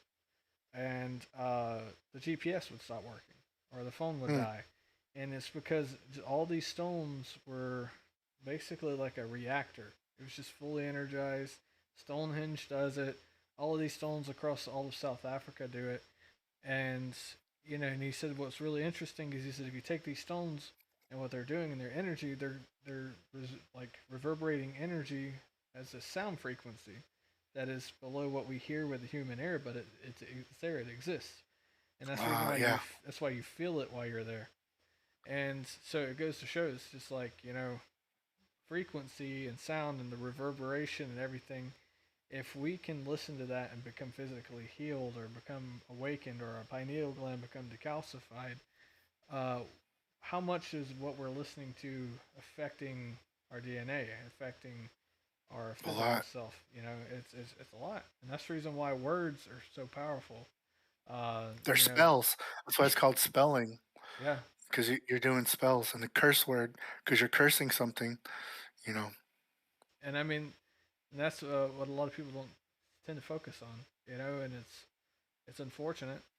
Because Sadhguru, I did a satsang, or yeah, I did a satsang with him about a month or two ago, and he's like, we're all guilty about saying shit, and he's like, there's a term about there's a story about a man in a wishing tree, and he was tired, he goes and sleeps with his back up against the wishing tree, and he says, okay, I'm hungry, so I want apples, and apples fall out. And he's like, I want wine, so wine would fall out. And then he said something about death, and then death came, and he was like, what? Why did death come? Why is it here? Why is it trying to take me? And he's like, if as much as we are pervert, like as much as we talk and how we communicate is like shit and damn and whatever. He's like, if you get over there and you say shit, you're just gonna end up with a mouthful. Because you're manifesting it all the Yeah. time. He's like, your breath should stink as much as you manifest it. So you got to be careful about what you're Oh, it's saying. funny. So Yep. it's a pretty interesting story. Um, so what is your since we're on the topic of like the Anunnaki and Thoth and all of them? So what is your thoughts on the idea of universal consciousness or the God consciousness? That we because there is a theory that we all, as a consciousness, kind of come from a hive consciousness, where Hmm. God is this hive consciousness, and then we're just aspects of it, and we can communicate to that higher consciousness, even though we're a part of it, kind of idea. And I know that for those out there who are into conspiracy theories, um, like there was a guy who supposedly met with the Greys and everything, and he said that's how they communicated. He said that their bodies were something they bought, kind of thing, and their spirits, like this body dies, they go back to the hive, they get a new body, and they come back, but they retain the same memory, but there's higher up people within them that they communicate to, but they're all the same person, which is kind of confusing if you try to explain this to like a normal person like without this kind of knowledge of this path. They'd be like, "What the hell are you saying?" But Like a fleet of yeah, ships, and yeah. they're all part of the same fleet, and they get the info from commander. Even To if the one ship, the armada has to be complete. Makes sense. to me, I'm like, if I'm dropped down here and I have a walkie-talkie or something, and I land on Earth, I communicate to a higher being, but I am from that. So there's that. And so, what's your thoughts on the God consciousness or the universal consciousness idea?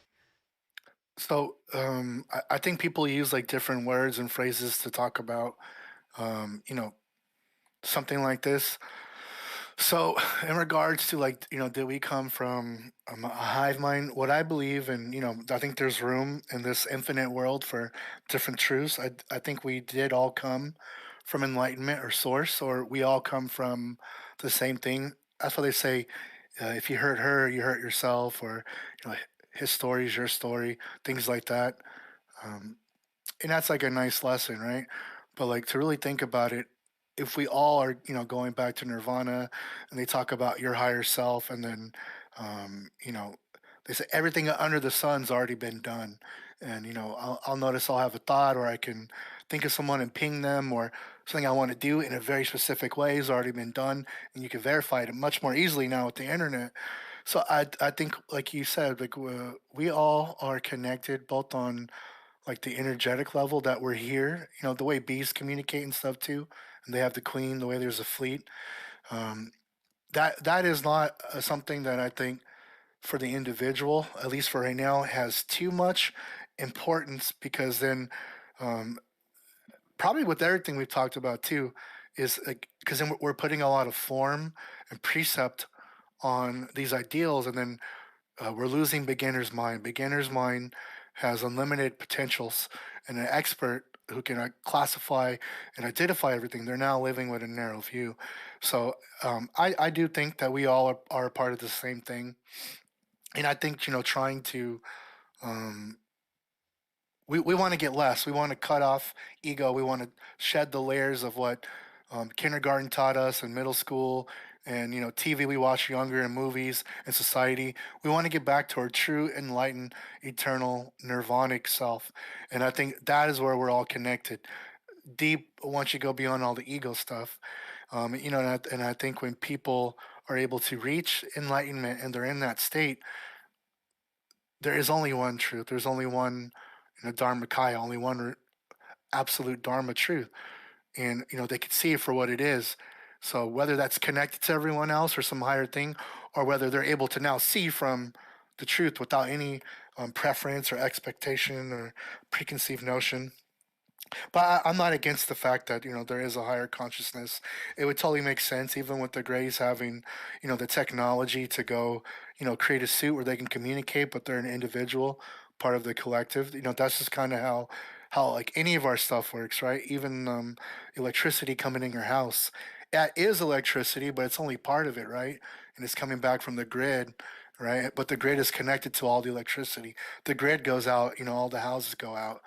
Your house goes out, maybe your neighbor does, right? So there's a lot of stuff in our, in our life, and that sounds like a natural evolution or progression, right? We transfer our phone data, right? But it's all on the cloud or the hive mind, right? And so your phone dies, it's fine because your stuff's saved. You go get a new iPhone, and they load it back up, and your stuff belongs to Apple and the iPhone cloud, right? But it is yours at the same time. It's on your phone. It's your representative. So that tech is very common right now. So It, I can see. it's basically like the Akashic Records. The Akashic Records is stored supposedly within the memory of Mother Earth. Like she remembers everything, and everything about our past lives is stored there. Everything about who we are is stored there, and it kind of ties into like what you were just saying, like a data backup, like it's a hive mentality. And then what's Mhm. really funny is it's like when we die, we're this body right here is buried back into the dirt, back into the earth, and then it would make sense that everything within our minds and within our actions and within our spirit is stored within the Akashic records inside the earth too.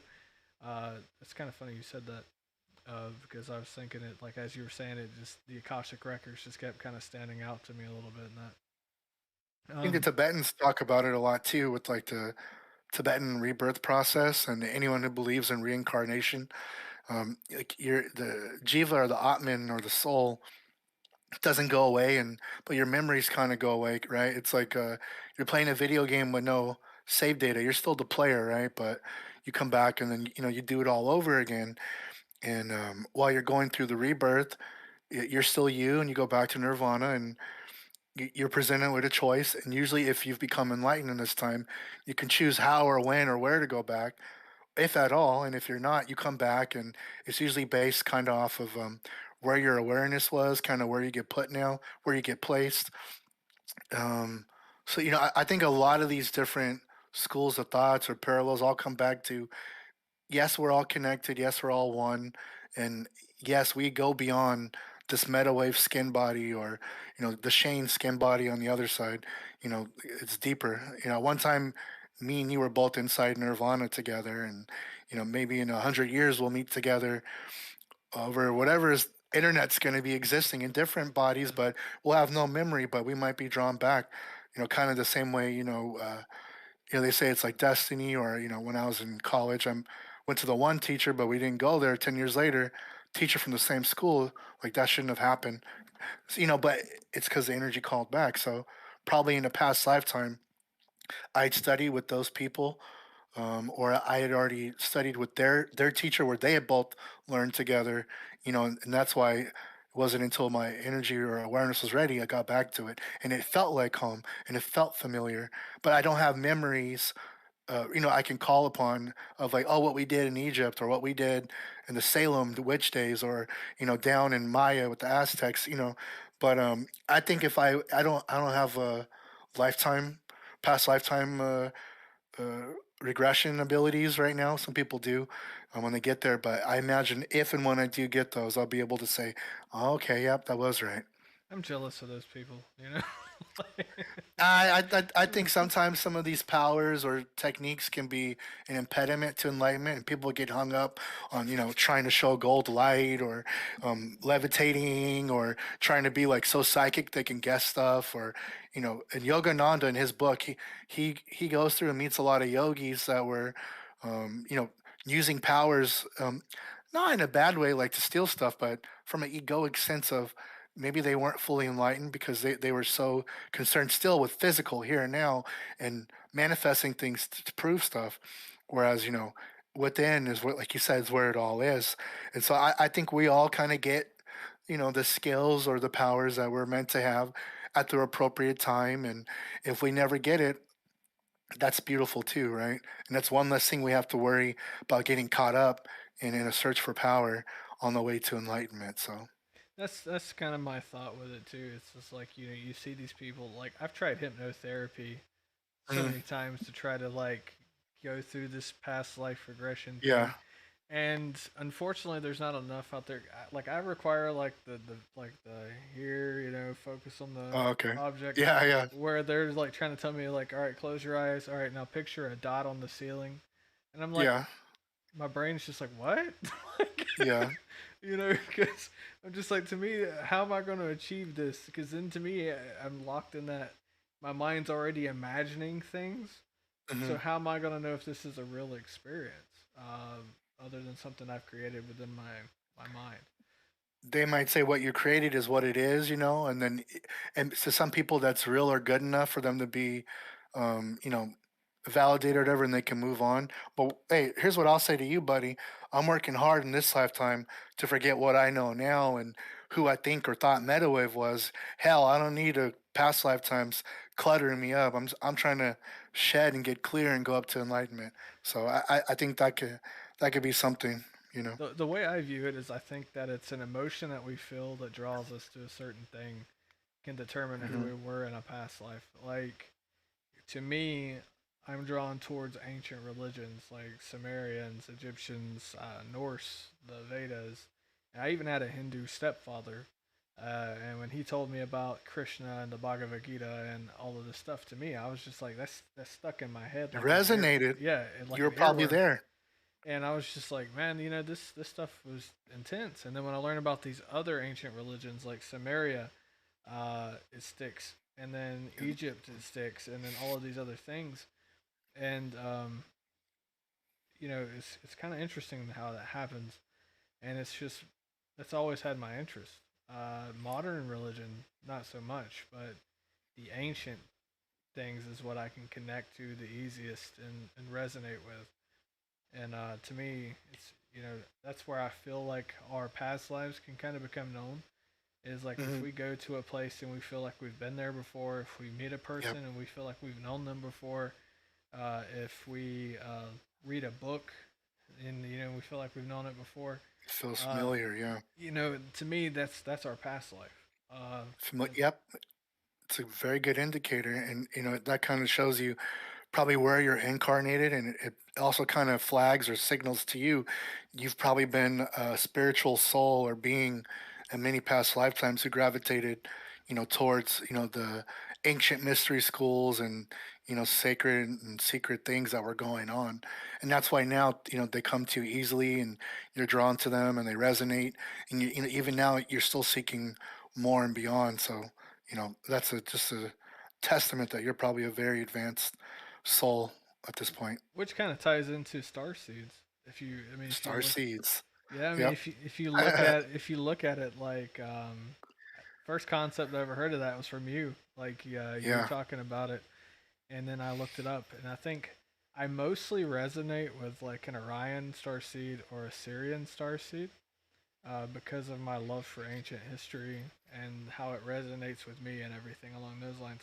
But what's really funny is that I didn't know this, but if you're an Orion star seed, you can be multiple star seeds, even though you're an Interesting. Orion one, because the Orion star seeds come from other star systems and just live in Orion. Oh, So that's what's pretty interesting about it. So they're all travelers in a way, and I thought it was pretty cool when you look at it like that. And yeah, and when I read that and I looked at it and I was like, my love of ancient history. And then I read the starseed traits for that, and I was like, that's me all day long. yeah. Like, you Yeah, it know, resonated. and it's like it makes sense. And I mean, plus we're all stardust anyway. Hmm. As far as like the chemical compositions within our bodies and everything along those lines.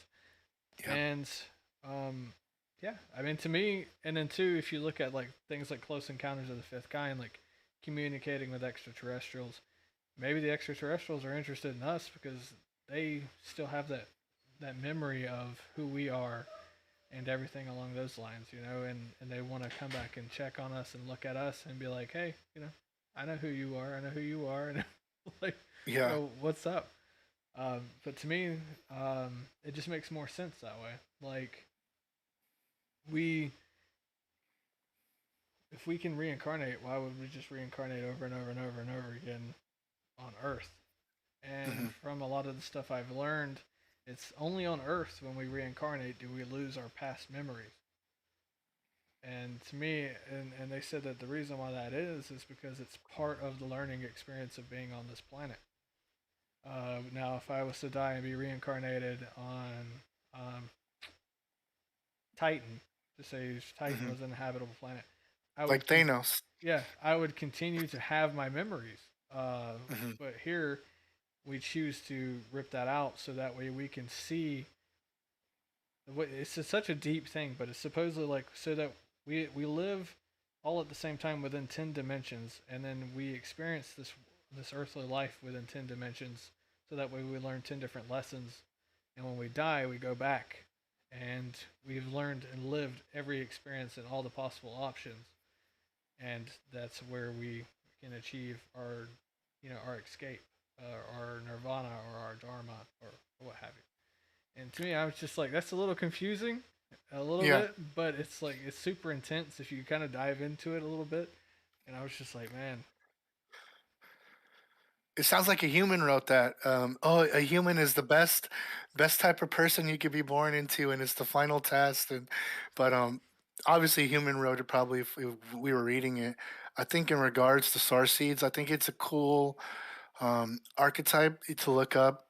I have a link that I usually will share if someone asks in my Twitch. But most resources, if you Google, have pretty good info, and it's just something else to kind of look into, like the different types of astrology and see which ones resonate with you. As in regards to starseed, and you might be able to find a lesson because most places will define them in both what their positive or known for traits are, as well as the lessons that people who were a certain star seed before usually are put here on Mother Gaia, planet Gaia, Earth to learn or integrate. Um, in in my own reflecting, I believe that I was Arcturian, and looking at like the positive or cool traits of them, and then looking at the lessons, it was almost offensive or like a trigger because almost every single thing on there, I was like, wow, I could see that, especially before I started becoming a little bit more aware and actually caring about, like what I'm doing to myself and others. I was like, yeah, I definitely probably came from there, and this is a cool thing to bring to the forefront that I might be more prone to certain positive things that I can lean into, and certain things that might not be so beneficial that I can be aware of, and through mindfulness see when they pop up and move through them. Um, but yeah, I think it's cool, and I do think that we've had many different reincarnations all across the vast universe. They say once you get to a planet, you're usually there for a while. So once we've come from a certain star seed, we're probably there for a while. Or if a couple resonate, it means we probably have been both more recently. But usually it takes a lot of either energy or whatever you want to say to move from one to the next, instead of just being reincarnated somewhere else here on Earth. But I think that's a fun thing to kind of go down and research, um, as well. I still think when it comes down to it, and here's probably the folly that I've noticed in my short little 3 years almost of practices. I went and sought out so much information and so many books and videos and stuff, when really it all comes down to just, seek the light and meditate. So that is the one thing I say. But along the way, I can't just say that, right? Because I did go look at these things, and I did try to see what they meant, where they came from, if they resonated, where the lessons were, and I did pick them up, integrate them, and then I shed it and I moved on. But yeah, there's so much out there. It's easy to dive into it, Yeah. like to just keep learning and keep learning. And I was so guilty about that. Like when I first got into like Sadhguru and Muji and Hmm. everything, I instantly started at their newest video. Like, what's their newest video about? And the thing is that can be damaging to somebody who's coming into this new, because we don't know how, like, the path that this whole series has taken to get to this Hmm. deeper part. And if you sometimes step in too deep, you're just gonna go, what the hell are they talking about? And it can either make you too far in over your head, or just be too overwhelming to a point where you just go, okay, this is too confusing, and to get Not the hell out of it. accessible enough. Yeah. And so I always recommend people, like, if you're into a series or something, go obviously to the very beginning. Like, we wouldn't start Seinfeld off at season 8, and out of 9 Not the last seasons. one. Yeah. Like, Yeah, the ending sucked for Seinfeld, but yeah, yeah, it's like we wouldn't go start off with that. Like, we would go from season 1 to season 9. you get a Like, better appreciation of it because you'd understand all the context and the subtle cues, and you know. because I mean, I remember, man, when I was a kid, just using Seinfeld as an example. Well, actually, it was Seinfeld and Frasier were the two shows Hmm. I used to look back at and be like, "What the heck? What is this? Why is this funny?" And it's like now, as Yeah, I'm older, I go back and I've binge watched all of Frasier, all of Seinfeld again, and I'm just like, it's "This is funny. gold. Like, they don't make TV like this anymore." Yeah, Like, very, very high level comedy. I didn't watch Seinfeld till I was older, but I watched Frasier as a kid from the beginning because I used to want to go into radio. And so Frasier was cool to me. And so I always kind of got it. Seinfeld, I didn't get it as a kid, and I was just always like, I don't get this Kramer dude like running in here all weird, and I don't know. Yeah, but looking back now, Larry David's a genius. dude, yeah, Kramer was probably the best. Between him and George always being that negative, because Yeah, George is you funny. you get so what's funny about Seinfeld is it becomes relatable to any personality, because there's a personality type in there for every type of personality a person can have. Like, we have the negative one, who's George, who complains. We have the flirtatious, quirky bachelorette, which is Elaine, and then we have you know, the perky, like, positive Jerry, and then we have Hmm. this crazy, wild, like, just all over the place, hyper Kramer. It's like Yeah, I can't figure out Kramer. Yeah. you just like walk in and be like, and it's just like, what the hell? It's just, yeah. I mean, I never understood it either, but I was just like, but now that I'm older and I watch it, I'm like, okay, that's good. And then I Yeah. watched Frasier, and then I was like, okay, Frasier was really good. And then I started like going back and watching all these older shows. And so the reason I say that is like, it's kind of like a maturity. Uh, using these shows as an example, there's a level of spiritual maturity we need to be at Hmm. to visit these certain things. And going back to the beginning, from like a season one of Seinfeld, and then going to season nine, so it makes more sense and you can understand it better than jumping season nine and then going back and backtracking or just ending on season Season nine one, yeah. because or just ending on season nine because the season ended at that. You just kind of rob yourself of the experience, or you become too confused and you just don't get it still. I hear Like, you. like, good. No, no. No, I was pretty much done with what I was saying. Yeah, I hear what you're saying. Um, my personal experience with that is um, my spiritual buddy, Michael Obi-Wan, he years ago, probably 5 or 6 years ago, I was going through something, right? Some living, working in the world problem. And I reached out to him, friend, and he sent me this video from Eckhart Tolle, Eckhart Tolle, however you want to say it. And I tried watching it, and I couldn't hear it. I could not hear it. I could not listen to it. I couldn't comprehend it. And I almost got angry at him, like, yo, why would you send me this? This is like the stupidest fucking thing I've ever heard. Like, what is this guy talking about? This has got nothing to do. And for the longest time, because of that, I did not like Eckhart Tolle. Go years forward, I was going through something, and I think this is right before I started, kind of doing this, or just after.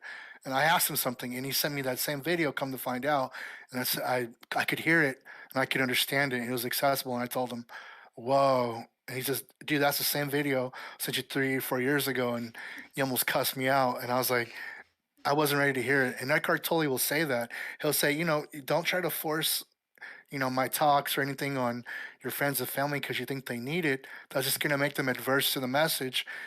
And the perfect time for them to hear it is when they'll be able to hear it. A lot of people, they don't want to, the ego doesn't want to die, doesn't want to be annihilated. And that's what the goal of meditation is, and all this stuff is to annihilate the ego and go back to nirvana, right? Shed all these social constructs and matrix programming that we've been taught or learned.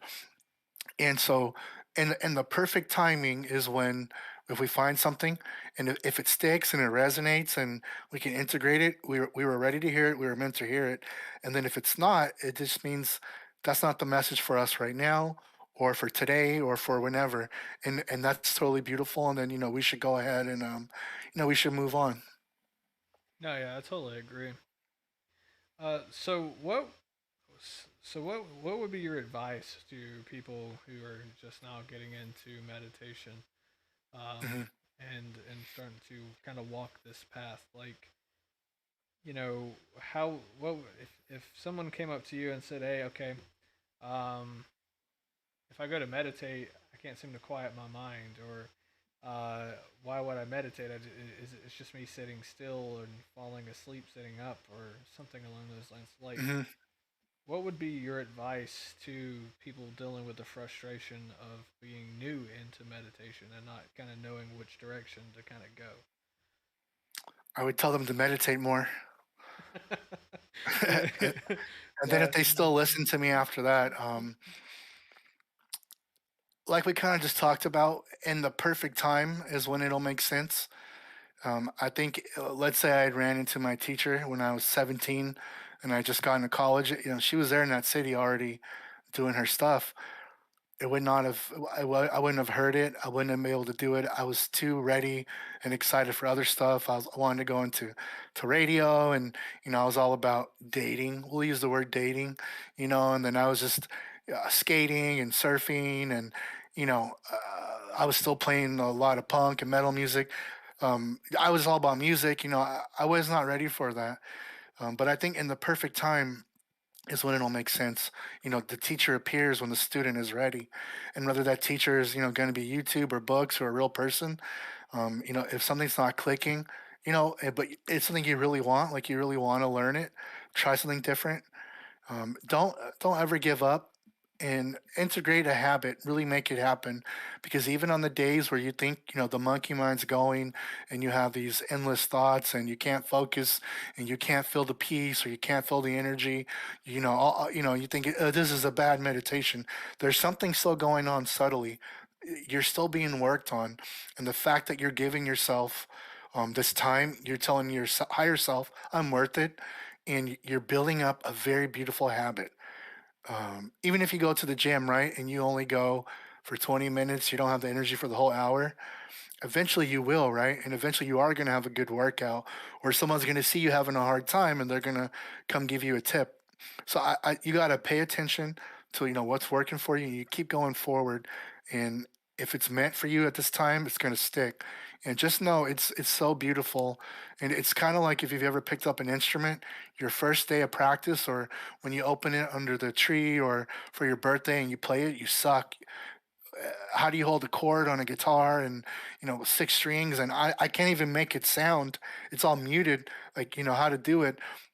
But if you play every day for an hour, after school or whatever, and you stick with it and you try to learn your favorite songs and cover them, and you really want that, you really want to make music, you want to play music, you want to be in a band, you want to tour, you want to be the Beatles or Enlightenment. If you really want that and you stick with it and you give that effort, one day you're going to come back and you're going to be able to play the Green Day song or Blink 182 or something, or the Black Sabbath riff. You'll be able to do it, and then that gives you enough confidence to keep going. And then one day you're sweep picking, playing death metal, or you're doing some Steve Vai shit.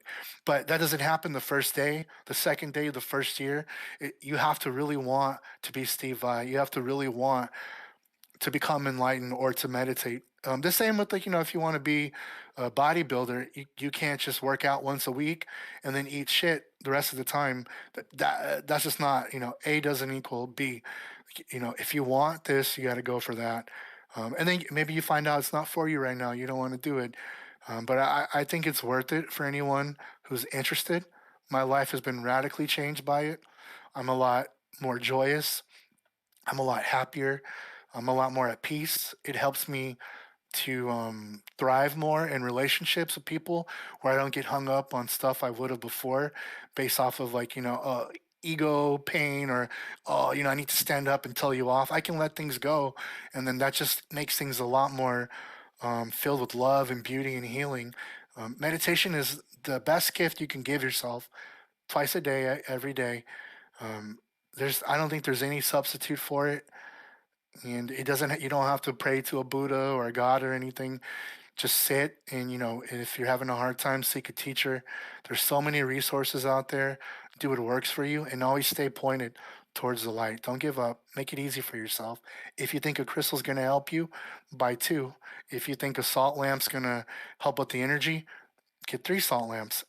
Whatever you believe you can achieve, what you focus on, you become.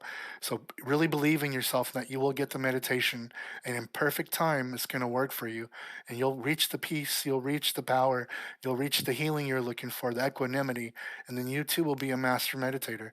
But you have to stick with it, stick with it.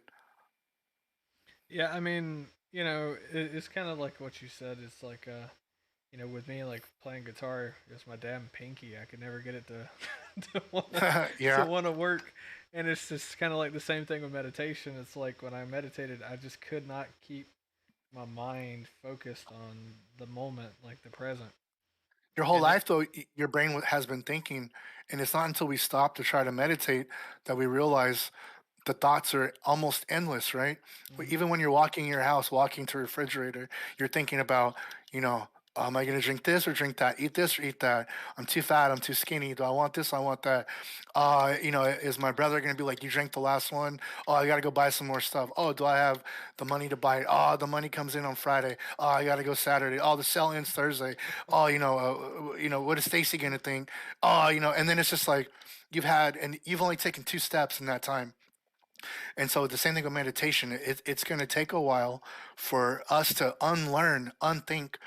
That's what meditation is. We're stopping all these, like, for lack of a better term, unnecessary thought processes that just convolute our existence and make us unhappy. All that thinking doesn't bring happiness. Typically, it brings, suffering and or anxiety or worry, frustration, fear, anger, and we attach ourselves to it like we're narrating a movie in our mind and it makes it special. We want to go beyond that stuff, but it takes practice. That's why it's called a practice. And you're not going to step into the gym on the first day and bench almost 400 pounds, right? Or even 150. It's going to take years of diet, which is also consuming the music or the books, the talks. It's going to take years of working with a personal trainer or people who are already lifting that much. Um, you're going to want to lift with people bigger than you, right? People more meditated, and that's how you learn. It rubs off on you. If you're trying to lift 150 pounds, you don't go ask the person lifting 25, hey, how do you lift 100? They can't show you. But be humble, and you seek the light. You ask for help, and you keep going back to the gym of meditation and mindfulness, the Nirvana gym, the Gold Lights gym, and then you're going to be Arnold one day. You're going to be ripped. You're going to be Mister Universal Consciousness. So you Mr. just got to stick with it. Yeah, yeah. No, I mean, so I mean, and too, a lot of people don't realize this, but their diet, like the actual diet that we like, we consume, has a lot to play with how our mind is too, and even Yep. our mental health. Like, the best thing I ever heard was when we consume cow, when we consume pig, when we consume whatever, we're consuming its karma, its Hmm. emotions, and everything it Didn't felt in that Sadhguru moment. say that? Or Yeah, somebody said that. yeah, it's Yeah. said gurus, and it's true because I noticed this. Like, I went plant based for a while to test this theory out, and then I came back in and I ate a cheeseburger, and it's just like when I ate that cheeseburger, I was like, I feel like utter shit. Yeah. Like your spirit feels just like down, like this blah. Your There's energy. mind feels drained and everything, and you can feel that creature that you consumed was tortured and abused all the way Bad conditions up to the death. Yep. up to the death. And that's the thing, is this, like, our diet uh, is a huge part, in becoming mentally aware, mentally healthy, and to achieving certain parts in meditation. Like, um, I know intermittent fasting is a huge thing. It Hmm. allows our bodies to develop itself, and it also fights off the radical things that cause, like, cancer and different things along those lines. And then, um, a Because lot it's of not people, always fighting to metabolize. It has time to metabolize and then prop itself up. I and think then that's how Joe Rogan put it. yeah, and then even science has proved that our teeth were never meant to consume meat. If you look at a canine's teeth, or a cat's, like, if you look at a dog, cat, anything that's actually meant to eat meat, their teeth are all, like, serrated, and where Hmm. ours, we got herbivore teeth. Like, everything's flat. We're just meant to sit there and chew like a cow, like, on Yeah. kale or lettuce or whatever you want to eat. And a lot of people, they're just like, oh yeah, no, meat, meat, meat. I'm like, if I can eat meat and if it's good for me, then why do so many people have heart disease, Hmm. gallstones, all these different issues? And it's because we're not meant to consume it. It's the same reason we're not meant to consume cow's milk. That's the reason why 90% of adults, well, at least if I remember statistically, it's like 70% of adults become lactose intolerant after they reach adulthood. And it's because the body knows, hey, We we're shouldn't be not, doing we this. shouldn't be Yeah. consuming this. This is, this, it's like, it's wrong. And, like, for an example, I'll share with you an experience of mine. Like, when I was plant based, uh, you know, a lot of people here have probably heard me in the past talk about it on podcast episodes. Like, um, when I do CE5 stuff and I go outside and I watch the sky, I've had more UFO experiences as a vegan or plant based than I did eating meat. And to me, that says something. I have more of an intense experience during meditation, plant based, than I did consuming meat. And I'm not saying that everybody should go plant based. I'm not going to be like the type of person to shove that down your throat, because that's a very sour topic to some people, and I can understand it. But I would recommend it. Um, that's why, To at least try it. 7-day vegan challenge, or 7-day plant based challenge. Sadhguru always says, and he even told Gordon Ramsay, he said, hey, he said, if you don't believe in being plant based, don't eat meat and just eat nothing but fresh fruits and vegetables for 3 days. 3 days alone. And then go back and eat meat and tell me what you feel. Hmm. And he said too, it's like the fresh fruits and vegetables has its own spirits that we consume and its own energy that we consume that uplifts us and heals our bodies.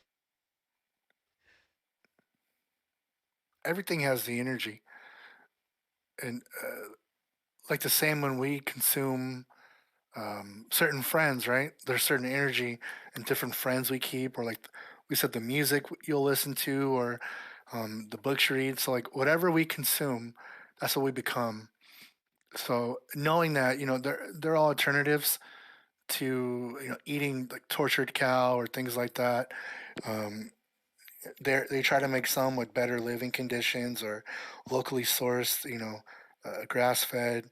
Because I know some people have different constitutions, and they still need certain amount of protein that just doesn't work for them, or they have other things that they're working on healing and they need that. And I think you can become enlightened eating consciously. Just like be aware, because if we all were just more aware of our food and like what we eat and what it does to us, whether it's an energy drink or coffee or water, tea, if it's fast food or like you said, fresh fruit, if it's the meat, if it's like some really bad meat from a fast food place and it's like there was no love in it, or if it's like some really high end stuff and when you're eating it you're being aware of and you're being grateful for it, giving its life to sustain you, and now it's a part of you. I think that in and of itself will help people dictate, what they could or shouldn't do to prop themselves up to be the highest. Try to go vegan, try to go vegetarian, try to go pescatarian, whatever you think you want to try, and experience it and see what works for you and your current constitution and countenance, right? Because you don't want to go too crazy and then too aesthetic and then become sick, or so adverse to it you go the other way. Take the middle path like the Buddha said, and try things, trial and error, see what works for you. That's what I'd recommend. I think But yeah, it's there's all. definitely energy. Yeah. I think that it too. It's all down to, like you said, like how the animals treated as well. Like I know some Hindus, they wait until the cow dies of natural causes and then they'll eat it, or what have you, and so that way that the spirit of that animal is a bit different. And Hmm.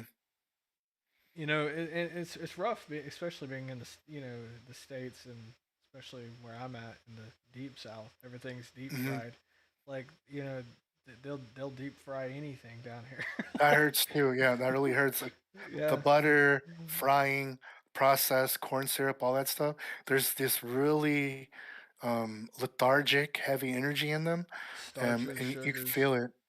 Like when I go visit family, sometimes it's I'll try to get ready before the trip. Some people take offense to it, or you're not in a place where you could keep that up, right? You can't have it. And then so I'll know going in, all right, here's probably what I need to expect. How can I get in doing the least amount of damage to my physical and subtle body, and then get out, and then I go back and start eating how I like to eat, and it's just like 10 times the energy and awareness, and no lethargy. It's just like it matters so much. But see, everything does it. Everything matters and everything doesn't. But you know, like I said, pay attention and just keep going forward.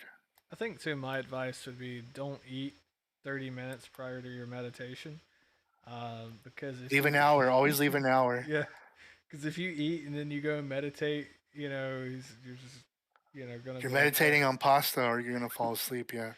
And even hell, even Sadhguru says that. It's just like, a guy asked him one time. He's like, "How do I stay awake during meditation?" He was like, "Don't eat." Hmm.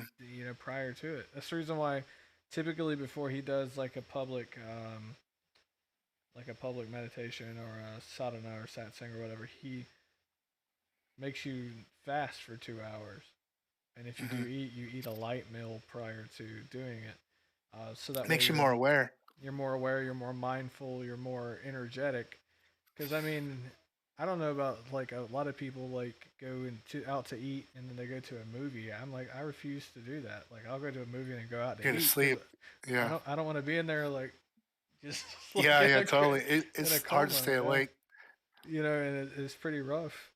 So we actually have Karn Storm's Rage here. He said, actually, an omnivore is a mix of both, but never intended to be mass farmed. We lost the connection to our food and the respect throughout the life and death.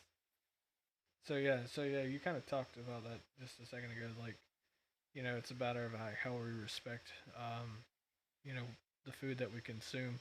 And I look Hmm. at it too is like we do the same thing with sage. Like, a lot of people have asked me like as far as like when because I sage myself, I smudge myself. Like I'll go stand outside my backyard, and then I'll take a stick of sage and I'll just all over myself like I'm taking a Yeah, shower, yeah. like an energetic shower, and it's amazing. Like I feel great afterwards.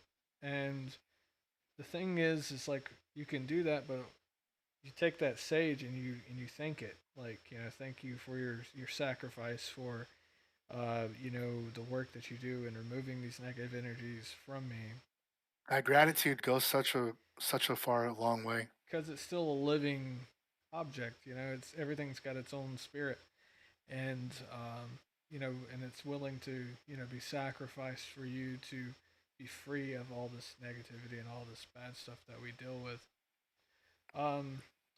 So I want to talk to you, I guess, really quick before we dive into the special part of all of this, which would be the guided meditation about the heart chakra. Um, Yes.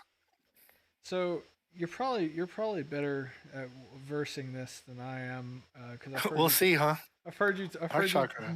I've heard you talk about the anahata several times on your channel. So for the viewers out there, explain like what does it feel like when perhaps our heart is out of line, like that we need to Mm. get it, that it's under energized or just out of balance. Like what's some stuff that we could expect from that? It's gonna feel closed. It's gonna feel heavy. It's gonna feel cold. I'm talking like the extreme cases here. Um, I can speak from experience. The heart chakra was one of the hardest ones for me to open or to feel when I began this and learning about the different frequencies or the chakras spinning within us. If your heart chakra is not balanced or activated or where it needs to be, you'll notice you're going to have trouble with relationships. A, with yourself. B, with others. You might want to love somebody from an attached or oppressive owning type of perspective, and that comes from the lack of you not having enough love for yourself or others giving it to you, and you feel that. So when you get a little bit of love, you want to control it and own it, and it's just that gets kind of toxic pretty quick. It's very draining on the other person, and that type of love can't sustain yourself because it's not coming from an inexhaustible pure source. It's like coming from you need to almost steal it from these interactions with them. It's kind of a dark way to love somebody. Um, if you also might be on the other end of it where you feel you need to overgive love and like let other people abuse or use you, and just anything where your heart center is not balanced. If your heart center is open and balanced, even just looking, you might see a painting on the wall that you hadn't seen for 10 years that's been there, and you'll be walking by and say, wow, I haven't seen that in 5 or 10 years since we first hung that. Look at this beauty right here. You'll be driving down the road, and this happened to me. We were leaving the beach, Michael Obi-Wan and I, a couple years ago, and it was right when I was starting to learn about the Heart Center. And there was this along the main way going back to the freeway, these beautiful purple violet flowers. And I can't remember if he was driving or I was driving. We almost crashed because we couldn't believe this magnificent beauty. And we had gone up and down the street 1,000, 2,000 times in our life, and in recent times probably 100. And but we had just started learning about beauty and gratitude and opening our heart. And then we asked our friends who also meditate, "Did you guys ever notice And they said, yeah, those have been there since we moved to San Diego. They've always been there. They've always been there here in San Diego. And after that, we started noticing more beauty and light and stuff. And once you do that, then you'll know your heart center is becoming open and balanced. And when you can love, you can have the self love for yourself in the mirror, or just going about your day. You're not beating yourself up with the thoughts and judging yourself. And then your partner or partners, if that's what you're into, it's the same thing, right? You don't need to own them or control them. You don't have these expectations on them to treat themselves or other people or you a certain way, like they owe you or anything, because your love comes from source. It comes from the appreciation of being alive now, the appreciation of this lifetime, and and all that we have available to us. It's really gratitude, and there's love, and there's creativity, and there's freedom. There's a lot of beautiful things in the heart center. You ever see someone just kind of always happy, always smiling, the kind of person that might skip, or even in the bad times, they're still hanging in there. And you see the people who are always kind of more brooding or dark, or on the verge of being angry, who have a hard time maintaining or keeping a relationship. People that they remind you of very cold, dark, like fiery, and not in a bad way type energy.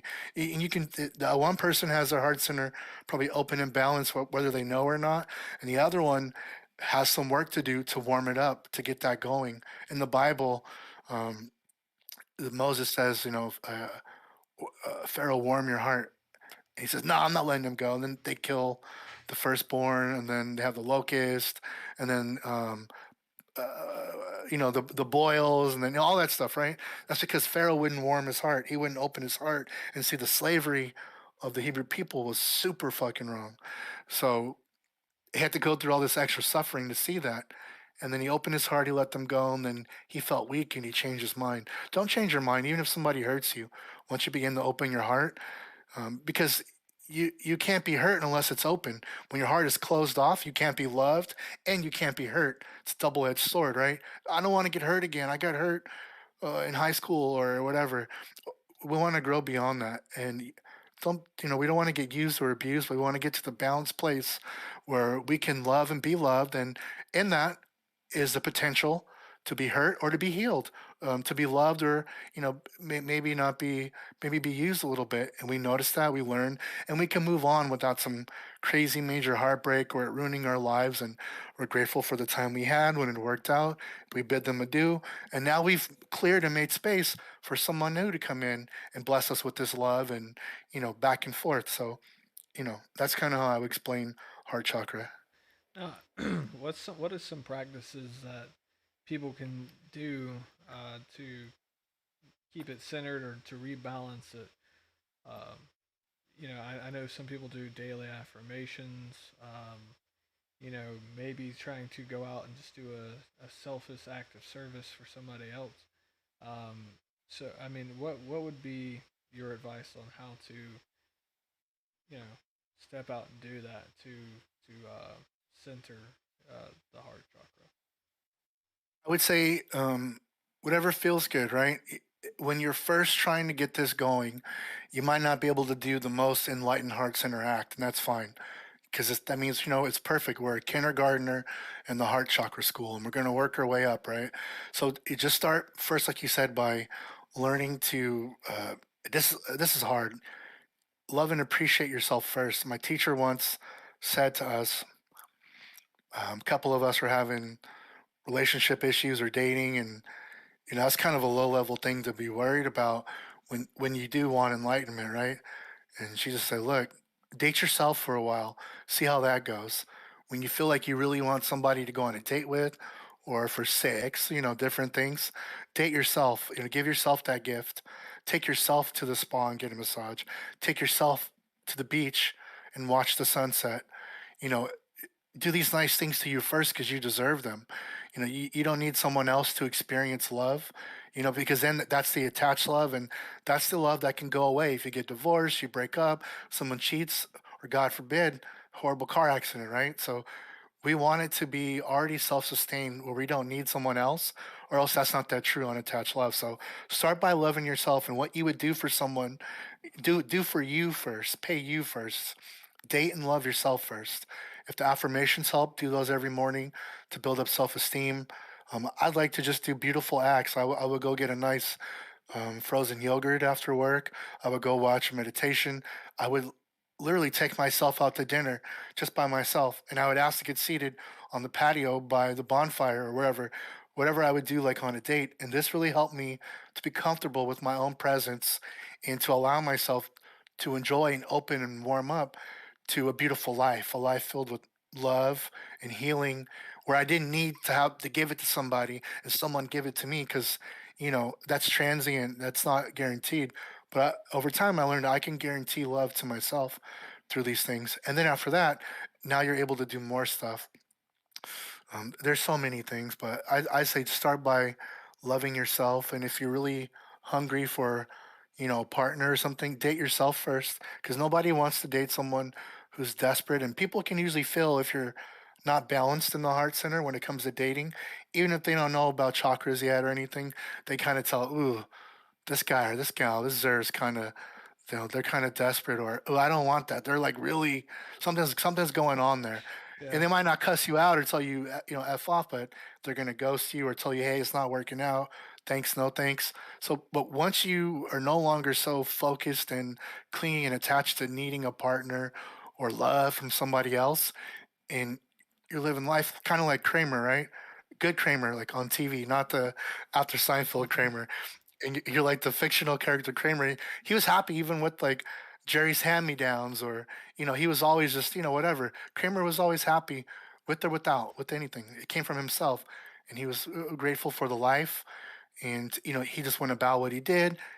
And there's a magnetism when you have an open heart chakra that you start to pull in love and light and the beauty, and you'll notice the purple flowers on the side of the road, and then you notice all the colors in the sunset and all the little waves and the whole ocean, and then all the love you already do have for yourself and from your cousins and your neighbor and your friends, and you know the love that have been given to you from past people that you weren't open or ready yet to receive, and then you become grateful for. And it's kind of like exponential, and it snowballs into this beautiful open heart center. So yeah. It's basically learn how to tolerate yourself before you can tolerate somebody else or have somebody else tolerate you. like, Yeah, yeah, yeah, it, because at the end of the day, that person might do something, that might, inevitably hurt you or piss you off or something. And if you can't go back to being yourself happy and you're dependent on them keeping you happy, you're setting yourself up for failure. That's instant Maya. and it's the treat yourself mentality too. It's like Yeah, treat yourself. and as you're going through all of that, you learn to love yourself, and Hmm. and two, you become more intuitively connected with your inner self because you learn of things that you need to work on and everything along that.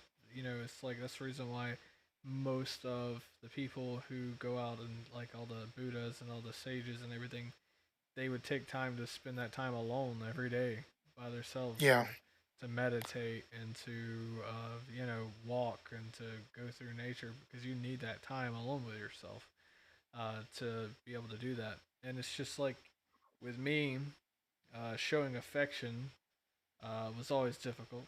And same here. for years, I blamed it on my dad and my mom, because my mom was overly affectionate, but my father, when he was in the picture, was very. I don't have to tell you I love you sometimes because you should already know it. yeah. Yeah, the machismo American man archetype. Yep. Yeah, and the toxic masculinity, I guess, is Hmm. what you would feed into. And so, growing up, I had an issue like showing my affection and my love towards anyone, and I'd never noticed it until It was normal for you. For you, that's yeah, what you knew. That was a normal basis. But for most other people, affection or love or being in a relationship, like there was these things, and I've gone through that too, where you didn't know this was the normal thing. Not that there should be normal or anything, and we should all be tantric, but someone else might need more love to feel a certain way, and then we take a step back and say, Oh, I'm the one coming to the table with the closed heart center. It's not that they shouldn't need to hear it from me, or that they need to accept me for who I am. If they they can and they will, but it's not going to be fun, right? We should probably want to be the best version of ourselves for A, for us, and B, for whoever we're going to love, or if we have kids ourselves, right? We want to be the best us for them to go in their future. You know, it's like a lot of people say, "Oh, I'm taking time after this relationship to work on loving myself or work on loving Yeah, myself," yeah, yeah. and it's like the thing that's like when you're in the dating field, that's like the last thing you ever want to hear, a girl or a guy or whatever Hmm. say is you're just like that's BS, like Yeah. you ain't gonna be working on yourself, but it's truly important too, and I believe like a lot of people need that time to, like you said, date yourself, see what it's like to tolerate you, and then see what you can change within yourself because we can't truly. It's like the old saying goes: you can't love someone until you love yourself first, Hmm. and that's important for people to pick up on. If I wouldn't help myself with an issue I'm dealing with, then you know I know I'm not going to help somebody else that Hmm. I don't know with an issue that I'm dealing with. If I don't take care of my health, I'm not going to take care of somebody else that's sick, and it kind of goes hand in hand. Um, and I'm the most intimate person in my life because I live with I'm here every day, so 24/7. 24/7, and so yeah, that's good advice, man. The more healed you are too, like the more healed people you'll attract, right? It's like we keep coming to the same theme, like what we're consuming, food, music, the type of entertainment. We're gonna get those frequencies and that stuff. So let's say you and I knew we have cold heart centers and they're closed, and we said, screw that, we're not working on it. And we try to go date. Who do you think are going to be the people that A, we attract, and B, are okay with us being like that? We might get lucky and have some good karma in there, and we get people who are going to work and accept us, but then that makes it rough on them too to have to wait for us to heal and all that. But the more healed we are, it's like having like a cheat or extra armor, like the overshield or whatever in Halo. You get an extra hit. So now we're starting in the dating game a little bit higher, more healed. More people might actually take the time to get to know us. We'll have a little more options. We'll be more healed ourselves. We're not going to cause damage in others. We probably will know when to stop an interaction or relationship before damage gets caused in us again now. So like, yeah, we're just going to invite with that magnetism, better potentialities, possibilities, by healing ourselves first and knowing how important that is to be as healed as we can at all times. I believe that people who plan on getting married should definitely uh, do this exercise of like dating their self first, because if you want your marriage to last, you got to be able to show your partner that you care and you love them and everything. And unfortunately, it's like some people. I mean, even I do it. You don't learn that until later, Hmm. and until you have that scary talk with your spouse or whoever, and they sit down with you and say, I don't feel like Like, you're communicating and loving enough. And then you're sitting there like, well, I do everything. I work. I try to, and yeah, then that's you're providing temporal sustenance, these temporal things, but you're not providing that soul felt connection, that the thing that we all crave as people. And yeah, I mean, and if you're going to be married, it's important to have that because your spouse deserves to feel that connection, and it's truly helping as far as your marriage and your relationship would go because if you're both affectionate, there's never that doubt. And then, and I that's great noticed for too, self-esteem and building. and then too, jealousy. Jealousy is a huge issue in a lot of marriages and a lot of relationships, and that's because I feel like because of the off center, I need to possess you. You're my possession type of Hmm. uh, reptilian mind. You like, Yep.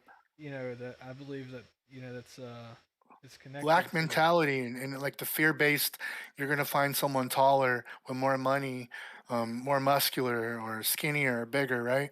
And then it's that means we have the self-doubt in ourself first, because if we love and are sure of ourselves, it's not that we think, oh, I'm the greatest there ever is and was, they won't leave me.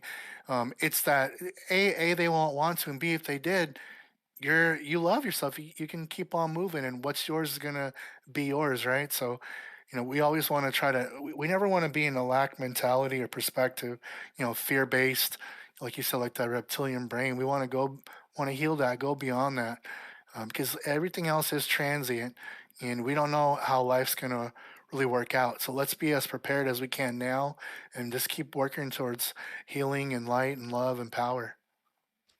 Totally agree with you. I mean, that's this whole subject is just I'm sure a lot of people out there, especially during this pandemic and especially during everything, the things that we're tired of hearing about on the news every day. Hmm. The divorce rate has went up, and Wow, I even believe it. in separations, Stuck at home, huh? You yeah, got to face the problem. you're You can't go you're to the stuck, bar. You can't go to work. Yeah, you're stuck at home, and, and and and you can't yep, communicate, and you're not communicating. You don't know how to communicate. You don't know how to connect with the person that you're in the house with. hmm, And I mean, hell, I'm not immune to it. We're all not immune to it because we're all human. yeah, Metawave neither. And it's just it's one of those things that it takes daily work. To love yourself and it's like, and even if you're not taught, and even if you don't have, if you've had self doubt issues, in your youth or whatever, when you're going up to this stuff, learn to love yourself by recognizing the accomplishments that you've done, the hardships you've Yeah, overcame, and that's when you determine your self worth. And it's taken me till last year to learn how to love myself, and it's it's not bad. always easy. No, I don't think it's easy for most people. That's probably like a common thing we go through. And not to like put it down, but knowing, that's fine. It took until then. You know, that's. Well, look at it. Our society is built around like love and companionship. It takes two to create another being, right? So like that is a core essential thing that we have to know how to heal and maintain and nourish. Even if you choose never to have a partner or something, you're still gonna have friends. You probably came from a family. Even in an ashram, a spiritual living community, there's other sangha mates there that you don't want to alienate or you want to have a connection with. That's just human nature. the way it's always one of the best things I ever heard is you can't pick up a piano by yourself. Like, Yeah, true. you're gonna need multiple people in the lift, kind of like where you're standing. There was actually like a Mormon apostle who talked about a story like that. He's said that you just gotta lift where you stand, and to me, I was like, uh, there's a lot of importance in that because if I do my part and I learn how to love myself and I learn how to uh, you know cultivate love in others and a loving relationship, then they'll do the same thing, and we'll all eventually just kind of pick up the It's weight gonna flow. together. And it's just kind of like they did a test many years ago where a bunch of people um, had a high crime rate, right, in this city. I think it was like Chicago or somewhere on the outskirts of Chicago, and they took Sounds like Chicago. 7 people, and they made them meditate every single day. And they noticed that the weeks that these people were meditating on end as a group and as individuals, the crime rate went down. Hmm. There was a reaction to it. It's like the earth reacted to it. And a lot of people don't realize this too, but the earth has its own uh, its own energy field, its own vibes, its own And the everything. ley lines and all of it. And then we, as the people, and as humans who live on this place, we affect that. Same reason how I'm on a spiritual path. I go out here and I hang out with a drug dealer every day. He's either one going to influence me, or B, I'm going to influence him. Whoever's more powerful, yep. Yeah, and whoever's more powerful. Whoever's dreaming the stronger dream. And I feel like some of the stuff.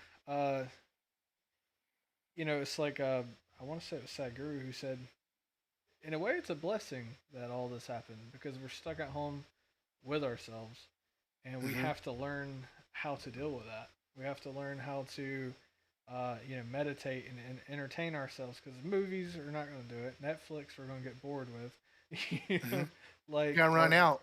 yeah, eventually there's only going to be so much news before it's all pandemic related. We're forced to look inward, and if we're um, and unfortunately, if you're not on the mental mindset, on the right set, your mind can turn itself against you, or Hmm. uh, you can also benefit from this as well. So it's kind of like a double-edged sword in a way, the necessary dark with the necessary light, but Hmm. at the same time, there's a reason I feel for this day and time that things are kind of happening and snowballing the way they are. Um, we don't realize how much we want to be around people until we're told we can't be. Yep, yep. Uh, you Well, we know, can't have. and that's this kind of mentality. But it's great because it gives us all the time to help ourselves and to kind of cultivate and think and reflect on what we want out of life. And to me, I think that that's priceless in a lot of ways because I think through the pandemic, it's given me creative outlets. It's given Yep. me an ability to focus on my meditation, focus on building myself spiritually, which has helped me a lot, and then also focusing on making all the music for Mimirs as well and the channel and everything. Learning techniques that I can do, learning about various different frequencies and how they affect people, and I just used it as a way of the best way I can explain it is if I want to help the universe will help me, uh, and then that's just the kind of relationship I'm trying to develop with it. Um, and I've been blessed because of it. And the thing is I feel my mind and my heart and my everything aligning up as I do each one of these meditations, and I'm healing in the process of trying to heal other people. And Yep. I think that's an important thing that we learn is, even through things like creative outlets, it's meditative. I get into a meditative state when I make the music.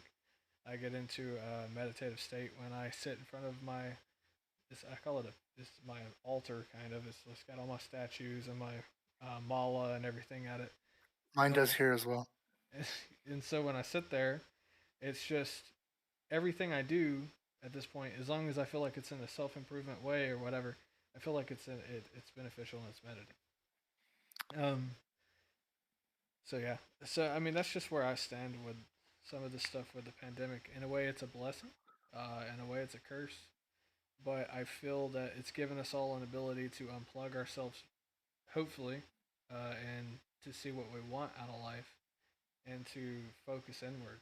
Because we can't go out and focus in the masses. Yeah, I mean, we're starting to be able to now. almost. Almost, we're almost there.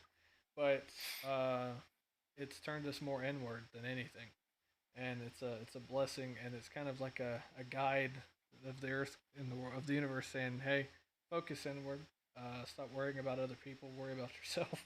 So, Sometimes I think the darkness or the trials and tribulations that we go through, especially if we can be aware through them or mindful, or one day look back on them, and if we go through it with a very honest approach, we can grow from it and it could bring us closer to our truth.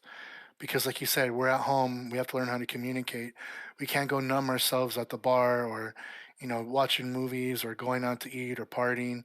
I mean, none of these things are inherently bad or wrong, but if your intent was to use them to escape your real life, the things you probably we have needed to address or we could address to become a little more enlightened per se, then this time for those who saw that, like you did, you've invested your time very well since this, and like you said, look how far you've come and you've grown and you're able to do this. That's beautiful. I know Sadhguru was saying to a lot of people, and that's why he kept doing his talks, and he tried to open the ashrams here and there when he could, and he did the uh, tell me how to say it right, the Mahashivardi in March. How do you say it? Mahashivaratri, Yeah, Mahashivaratri. he still did that as safely as he could because That's where I got these the tears of Shiva, I didn't wreaths. fill the form out in time to get one. He's doing an initiation actually on January 3rd. So if you were to have actually gotten these, I don't know what initiation is, but it's like some special energy transfer from him Well, you're to about to me. find out. And I even got the copper serpent ring. Uh, as well that he wears. It's supposed to, it's consecrated. It's supposed to help induce meditation and prevent you from your spirit from accidentally leaving. That's really good. Yeah, yeah, that's good. That's good because there's a lot of, like channeling and non-physical beings out there, and they're not all of the light. And when we meditate, we open ourselves. That's why we have to be mindful of what we're opening ourselves to, and not make deals with, for lack of a better term, the devil. So you got that ring, you're protected. So that's good. Mahashivaratri was a spiritual experience that I'll never forget. Um, the thing is, too, what's amazing about it is if it wasn't for the pandemic, I would have never been able to watch it. Hmm. Because it was a 24-hour long thing, Yeah, you I know? watched it. Well, yeah, in another window. I saw almost all of it. I had to sleep a little bit. But I mean, it was an amazing experience, and you can definitely feel the love and devotion through the screen. I mean, as silly as it sounds, because some people are just kind of like, well, I don't really feel that connection. That connection is universal. You send that Hmm. intent, you can feel that through this. That's the reason why, like, when I go to sleep at night, I watch Reiki videos. Hmm. And it's a matter of, do you allow yourself to be healed by the individual performing the act? I watch Luninate, Silver Hair. I've told you about them, Hmm. and and like she does. I think like yesterday she released a video about like crystal tapping, and you wouldn't think that, oh, I'm not gonna be able to feel anything from this because it's not there. But as soon as those crystals hit, you feel it in your third eye. You feel it, as it goes That's down, and beautiful. she goes through every single one of them, and it's just like a perfect like experience. And every time that, and then she did the under energized heart chakra one, which was amazing. Good. And then Silverhair does it too, where he, gosh, what is it? He takes like the smoke and then does like your ethereal field with the smoke, and then does the fire, and then he'll go through with like a leaf, like not a leaf, feather, and he'll sage you and everything else. And I mean, and you feel it through the I can screen. feel it right now from you describing it. And it's And just, yeah. you just open yourself up, and you just like, and two, I think it's like a matter of like connecting with things like this is a matter of like trust. Hmm. A lot of times when people say, "Oh, well, I don't connect to Sadhguru, or I don't connect to Muji, or I don't connect to uh, whoever that are looking to," it's because you're not lowering that wall just a little bit, to let that trust in, to let that connection in. And it took a while for me to do that because I get nightmares a lot. So sleeping at Hmm. night, it's like I'm an insomniac. And so I was just like, look, I got to find something to kind of help. And I stumbled across a Ricky video of Luna and 8, and they were doing some stuff. And I was like, okay, whatever. This is ASMR crap. I don't care for ASMR, whatever. But I don't go for the ASMR aspect. I go for the healing The aspect. energy, yeah, and the And healing. and so I just was like, I really want to go to sleep. So I'm just like, let me lower my guard, just drop it and see what happens. And when you do, it's intense. It It's sets a certain frequency or vibe or wave that you can ride. The same as if you're a little kid and you watch Nightmare on Elm Street right before you're going to go to sleep, or Freddy Krueger, that's going to set a certain frequency or vibe in you as you're trying to go to sleep. So yeah, it's beautiful you found that.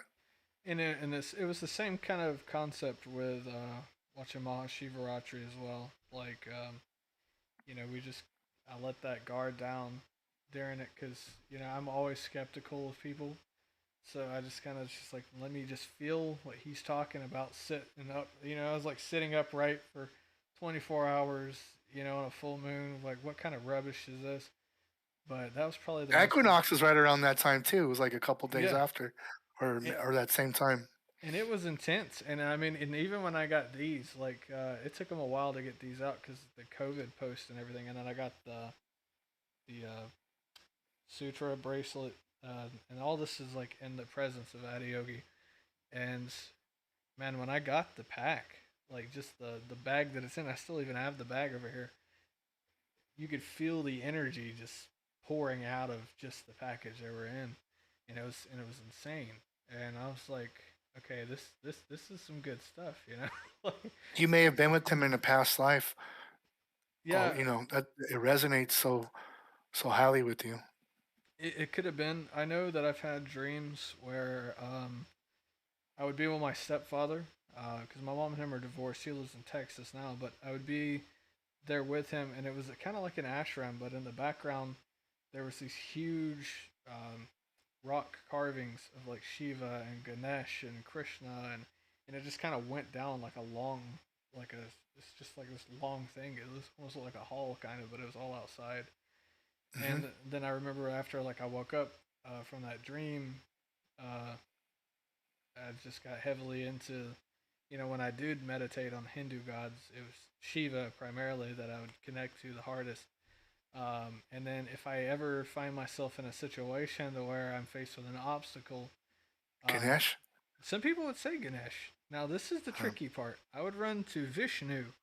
There's a Oh, okay. mantra that I say, and I'm not kidding you. I've had witnesses to this. There's a mantra that you can say from Vishnu, and as soon as you do it, and if you keep repeating it verbally over and over and over to yourself, whatever you want is going to happen. Like that. There was like one time I was trying to get through on a phone to something, and I just kept calling it, and it was like busy signal, and I was like, okay, I'm just going. And I just got so aggravated, and I was just like, okay, mantra, mantra, mantra, mantra, and it's like every time it just got through, and it's crazy, but it's just that level of energy. Uh, You got to you know, put that in the video description, the little secret technique for all the viewers. yeah, cause gosh, his name, the guy who made the video, is named Doctor Dayan Guru. He has a Hmm. YouTube channel, and he has it's primarily because I know there's him and there's Meditative Mind who does a lot of the Hindu gods, but Dhyana Guru is the one who does the Vishnu mantra, and it's about an hour long. But once you memorize the words, it's and you start saying it, it's crazy. Like the kind of results It you'll has get. a lot of special power for you too. It seems. Yeah, I mean Yeah, keep that one. it really does, and I mean it's but I wouldn't have ever connected. I don't think unless I would have dropped that wall. And I think too that has a lot to do with the heart chakra as well. Hmm. We have to be willing to receive love and to receive healing and to And receive. help and support from these things and the belief of them that we're not walking around so cold and proud and all this stuff that we can't be open to these like new modalities and the magic that's there. Yeah, I mean this magic and this connection has existed since the dawn of time, and for it to work in so many people, and for people to be like, oh, this is just sitting there with your eyes closed. Yeah, you get what you know. If I look at this bottle of water, I can either determine that is it completely empty almost, or is it half full? And Hmm. it's just like the same thing with meditation. Is I feel like if we look at it, it's either sitting there with our eyes closed, or it's a potential path to self enlightenment. And it's how we go into things. Judging a book by its cover. Yep. And I think the perception is all in our mind. And if we manifest it to be that way or manifest ourselves to perceive it in a certain light, then that's the light we will always perceive it in until we decide to change it. Being open to the new truths can be so healing and powerful because if what we were taught originally worked, well, we'd all be enlightened right now. So we have to always remain open with that beginner's mind, and then just keep going forward. I totally agree. And I'm going to give you a shameless plug here. So I want you to tell us I'll take it. whatever you're working on, whatever's going on with the Twitch channel. So tell us what we can do to support Metawave. Main thing is, if you kind of like what we talked about today, come check me out on Twitch, Metawave1, the number one. Over there on Twitch land, I will play music, usually with my synthesizers and drum machines. And once we have a nice vibe going, then we'll do some. I might do a mindfulness talk. A lot of it goes off of who pops in and what they're looking for. I'll do some oracle readings just for fun. Um, and then we usually move into some meditation and we just kind of have a good time. We try to stay lighthearted and focus on light. And I think I'm going to be streaming more often. I want to try for 4 to 5 days a week, if not every day. I just have so much fun doing it. Life gets in the way sometimes, but then I come back with a little more experience to share. So I'm just starting out. It's only been a year. So yeah, come on in. You're more than welcome. And let me know you came from here, and we'll do something special for you. I mean, I can say that your stream is really awesome. I go there every time I see you're on.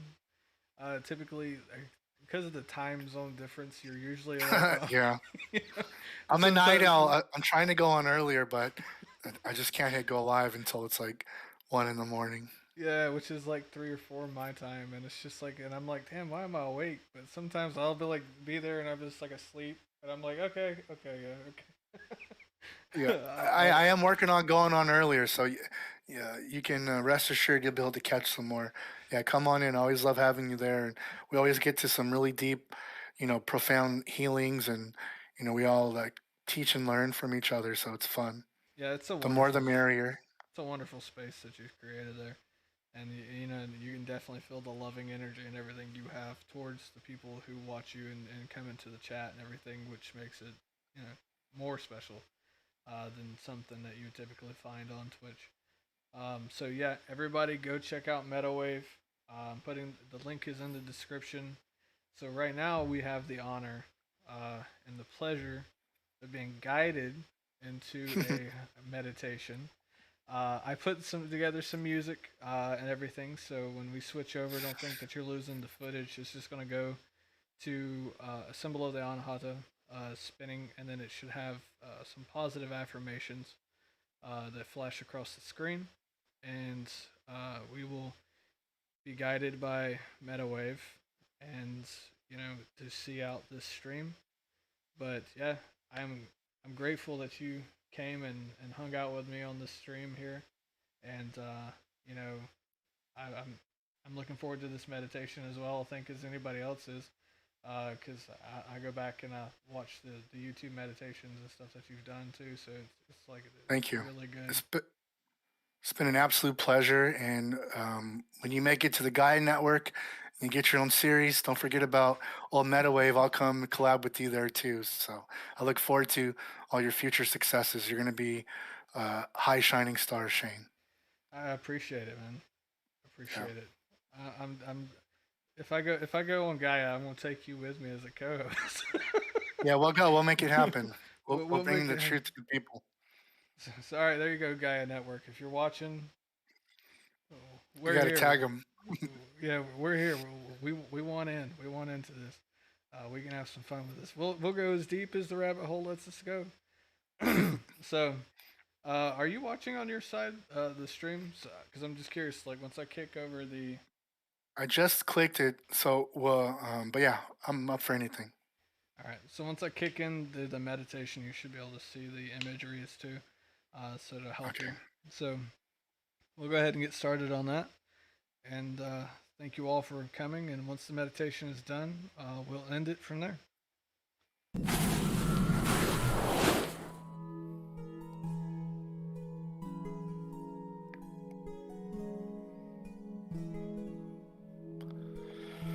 Okay. I'll wait for the music.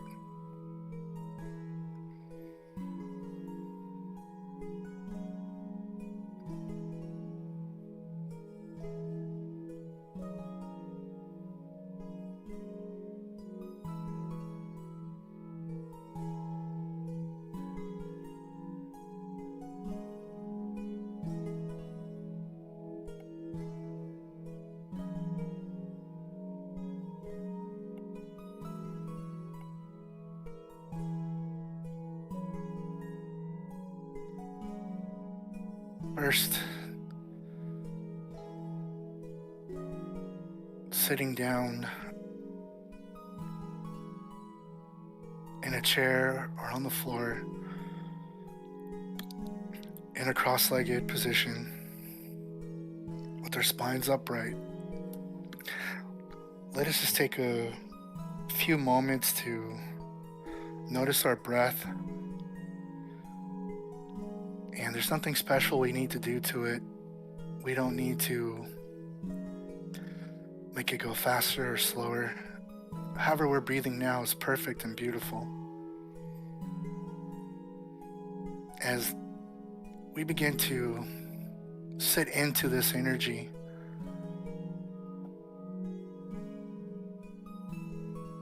let us check in with our bodies first and just kind of see where our feet are at, and we can feel them in our ankles and our calves up to our legs and thighs. And if you're uncomfortable, go ahead and adjust. It's perfectly fine. If there's some tension, just release it. And we can feel our butts and our hips. And in the front, the private, moving up the belly button and our stomachs, our entire body, and we move up to our chest.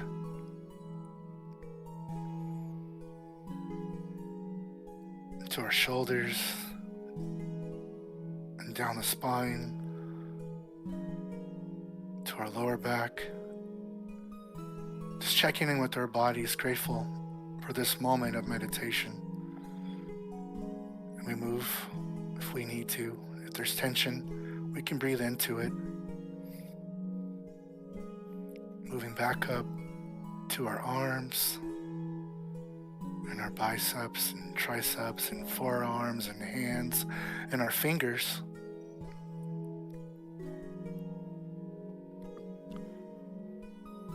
And whatever we feel now is perfect, it's beautiful.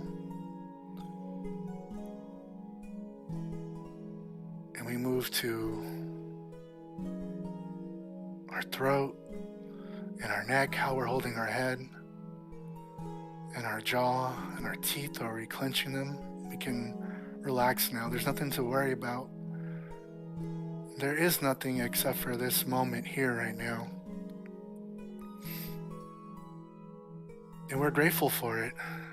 We continue to check in and feel, our nose and eyebrows, and our forehead and our ears, and the back of our head, and the tops of our head, becoming present here now in this body. And as we sit here, present in the now, let us lightly focus for tonight on the Anahata, the heart center, our heart chakra located in the center of your chest. Point to yourself and say, me, mine, I am. Wherever you point, right there in the middle of your chest, that is where your heart center is. And we don't need to focus too hard, or if you find yourself tightening your face trying to focus, just relax, ease up. And we invite into our heart balanced energy, enlightened energy, loving energy.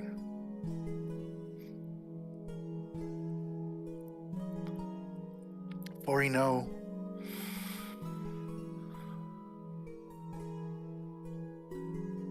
the opening to all things of beauty and light come from the heart. And we allow ourselves tonight to feel into our heart in this present moment. And we can feel our heart softening and opening and warming up, becoming available to all that will serve our highest good.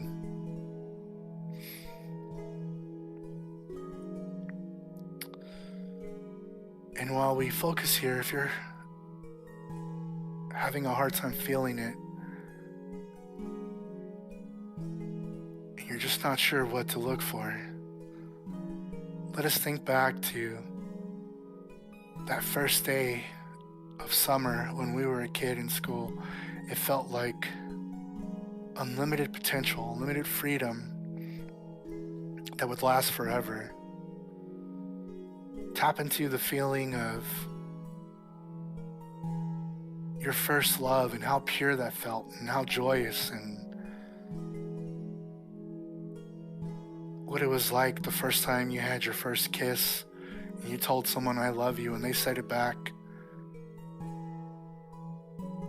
And allow yourself to open the heart just a bit more.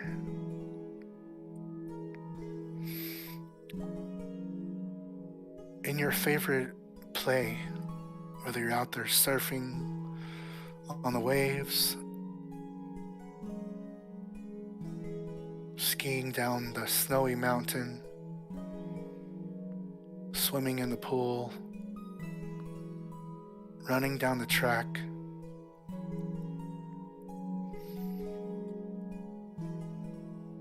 that thrill of being alive, being present, being here. Take this into your heart.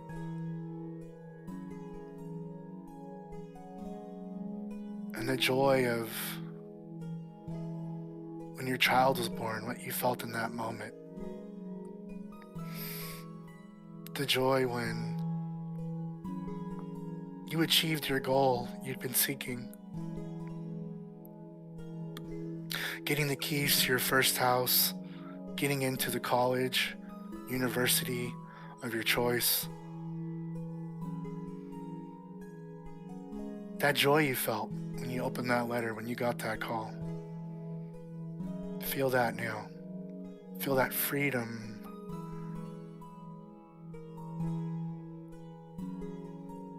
The aliveness, the love. And allow your heart to open even more. Balanced.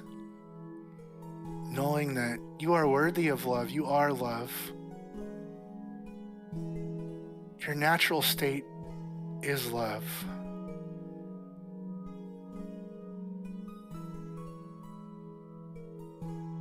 Whatever you feel now is perfect.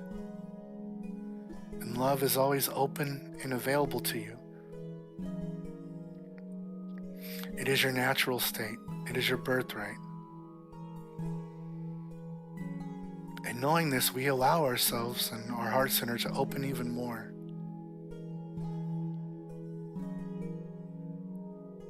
To the blessings of enlightenment and nirvana, and to our higher self.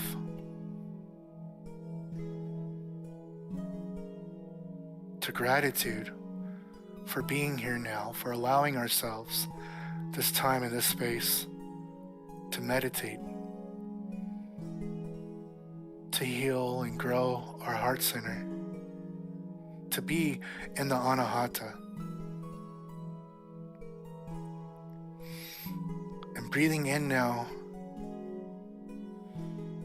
to the heart center, we invite fresh, alive energy to the heart center to activate and balance it. And as we exhale, we'll push out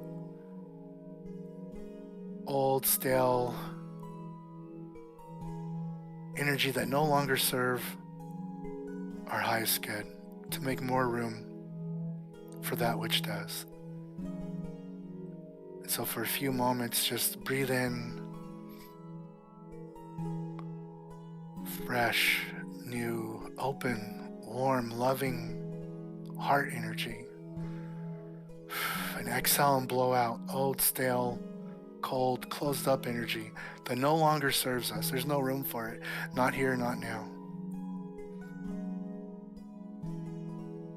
Breathe in deeply and feel this air, this energy filling up your heart center, your chest, and your entire being. Allow it to spread to every cell and become you. And every self-doubt, anxiety, worry, coldness, hate, we blow that out on the exhale. We blow it back to the ether, to Mother Gaia, who is strong enough to handle it, and they will transmute it for us back into clean, fresh air, energizing, warm, open. And this allows us to open ourselves to the vastness of unlimited potentialities of this reality, of enlightenment, of nirvana, of love, true, deep love, selfless love, everlasting love that comes from within, so that we may emanate this love and be a light, a beacon in the world for all to see, so that we may, in our interactions with others, illuminate them so they may know love too, and joy and freedom. And so we may know rich, positive, healing, loving relationships with ourselves and our loved ones.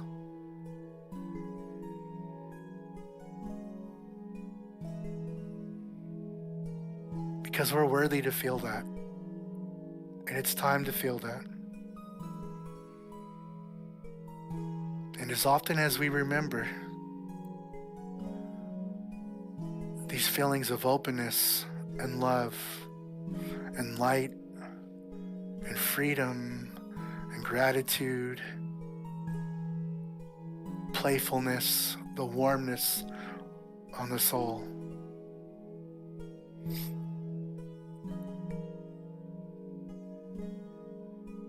our heart center opens more. It stays balanced within us, activated, ready to illuminate our every thoughts, words, and actions with pure heart energy, radiating from within us, from the everlasting source. We, the emissaries of enlightenment,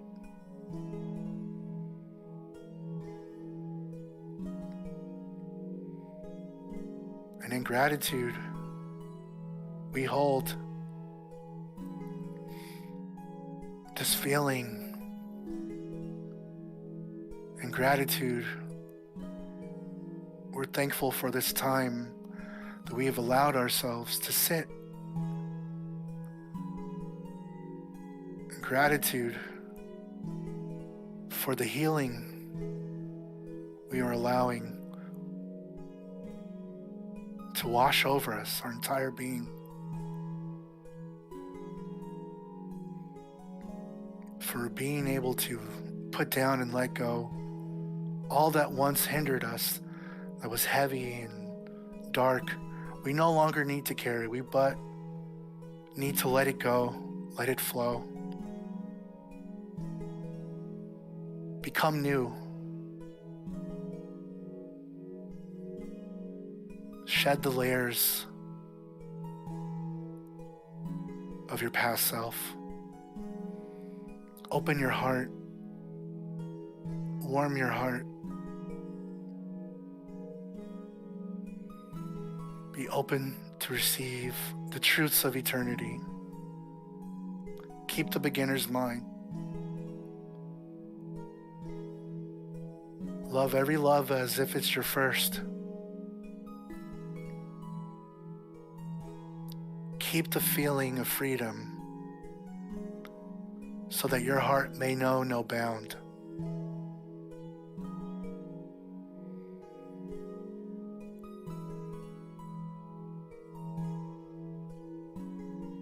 An open and beautiful heart chakra is your birthright. It is yours. You need but remember. You need but want it. You need but think of it. And it's already yours. It's here now, in this moment.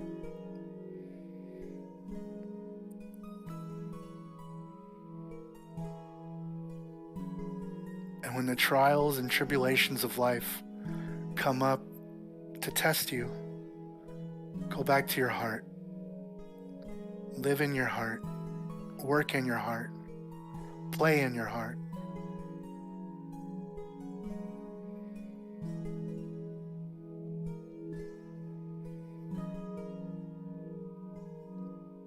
Imagine now a beautiful rosebud at the center of your heart.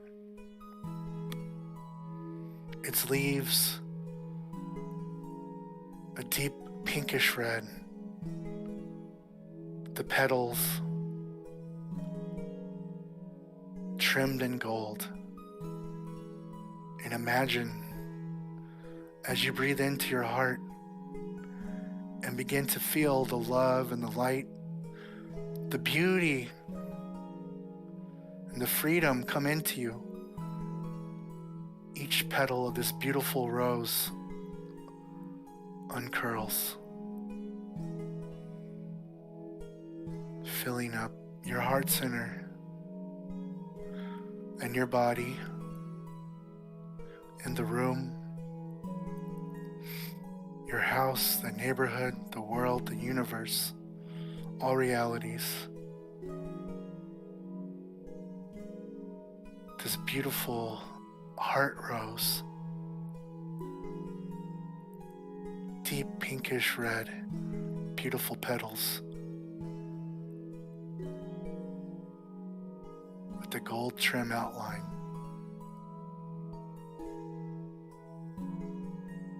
filling up your heart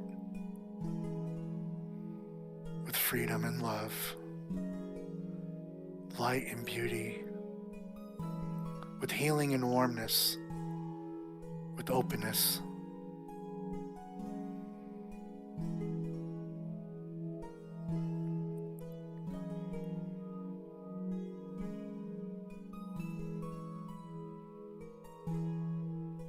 Your heart draws upon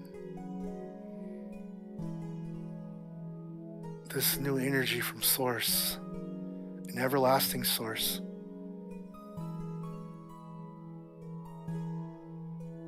A cup that fills itself with freedom and love and light and beauty. Warmness, it's open. It's balanced. It's activated.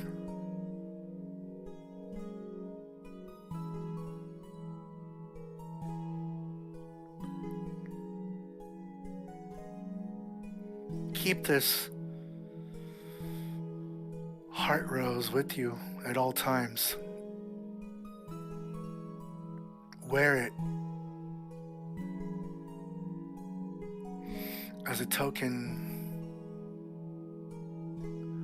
of the healing and love that you're allowing yourself to feel right now.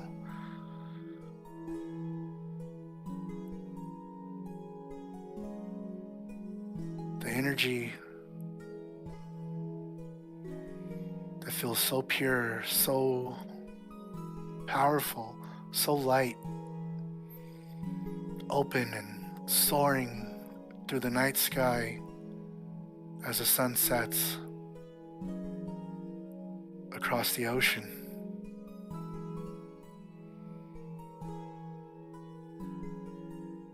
The feeling of unlimited potentialities, inexhaustible love, ever-present healing,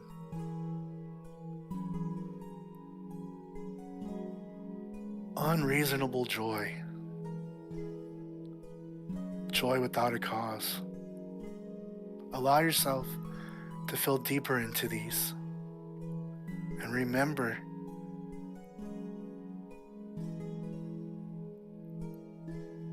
when we're no longer longer sitting here, remember this feeling. It's always yours. Stay in this frequency of gratitude for the love and the joy and the freedom and the healing and love that is always available to you.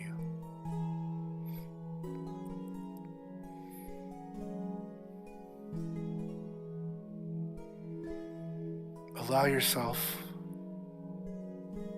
to open your heart center.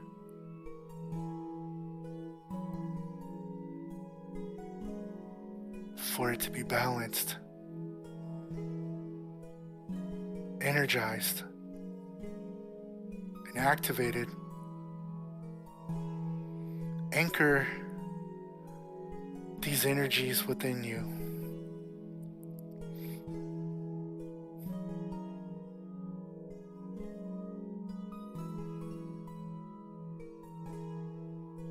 Breathe in the love,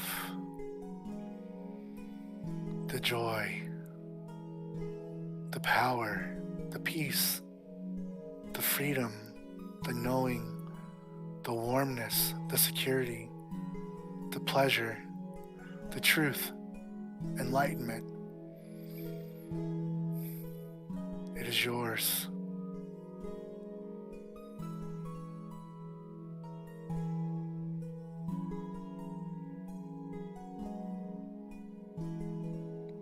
Water this rose in your heart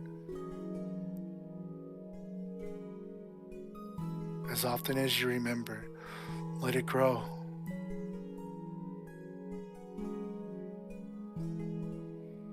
Let the light of your heart shine.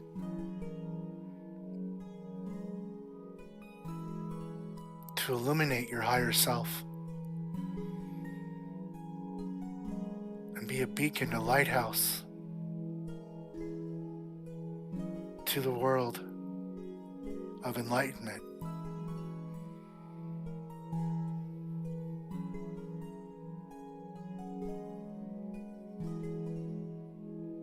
This feeling, this presence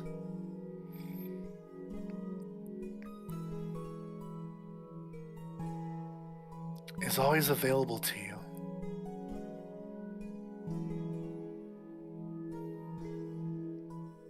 It is yours.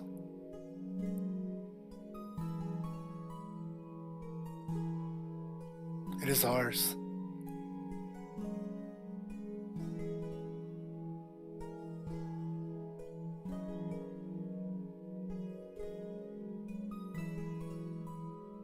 Let it guide you towards light and love and healing.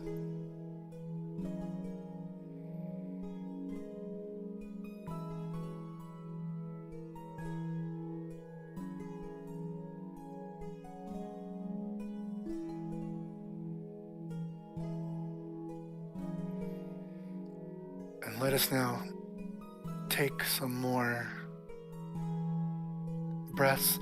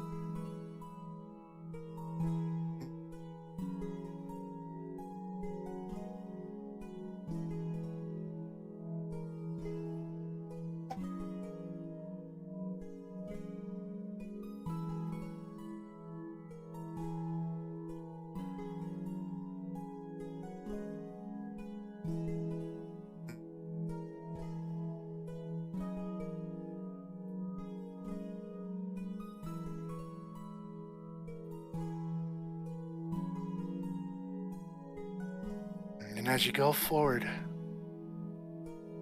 from this thisness,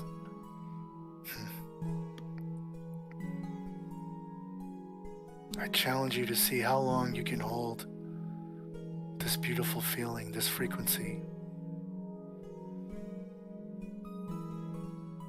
stay in it. Let it grow.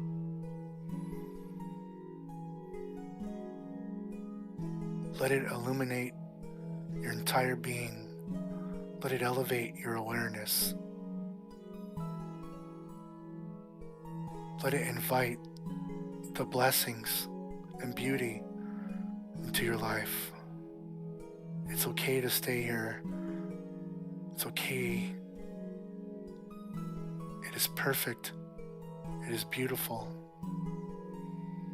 It is Dharma. It is truth. It's our natural state. We just forgot. But now we remember. And in wakefulness and awareness, with an energized, balanced, activated, healed, open heart center,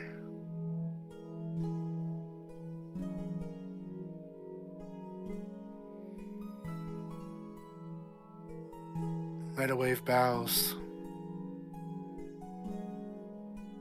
to the Buddha in each of you.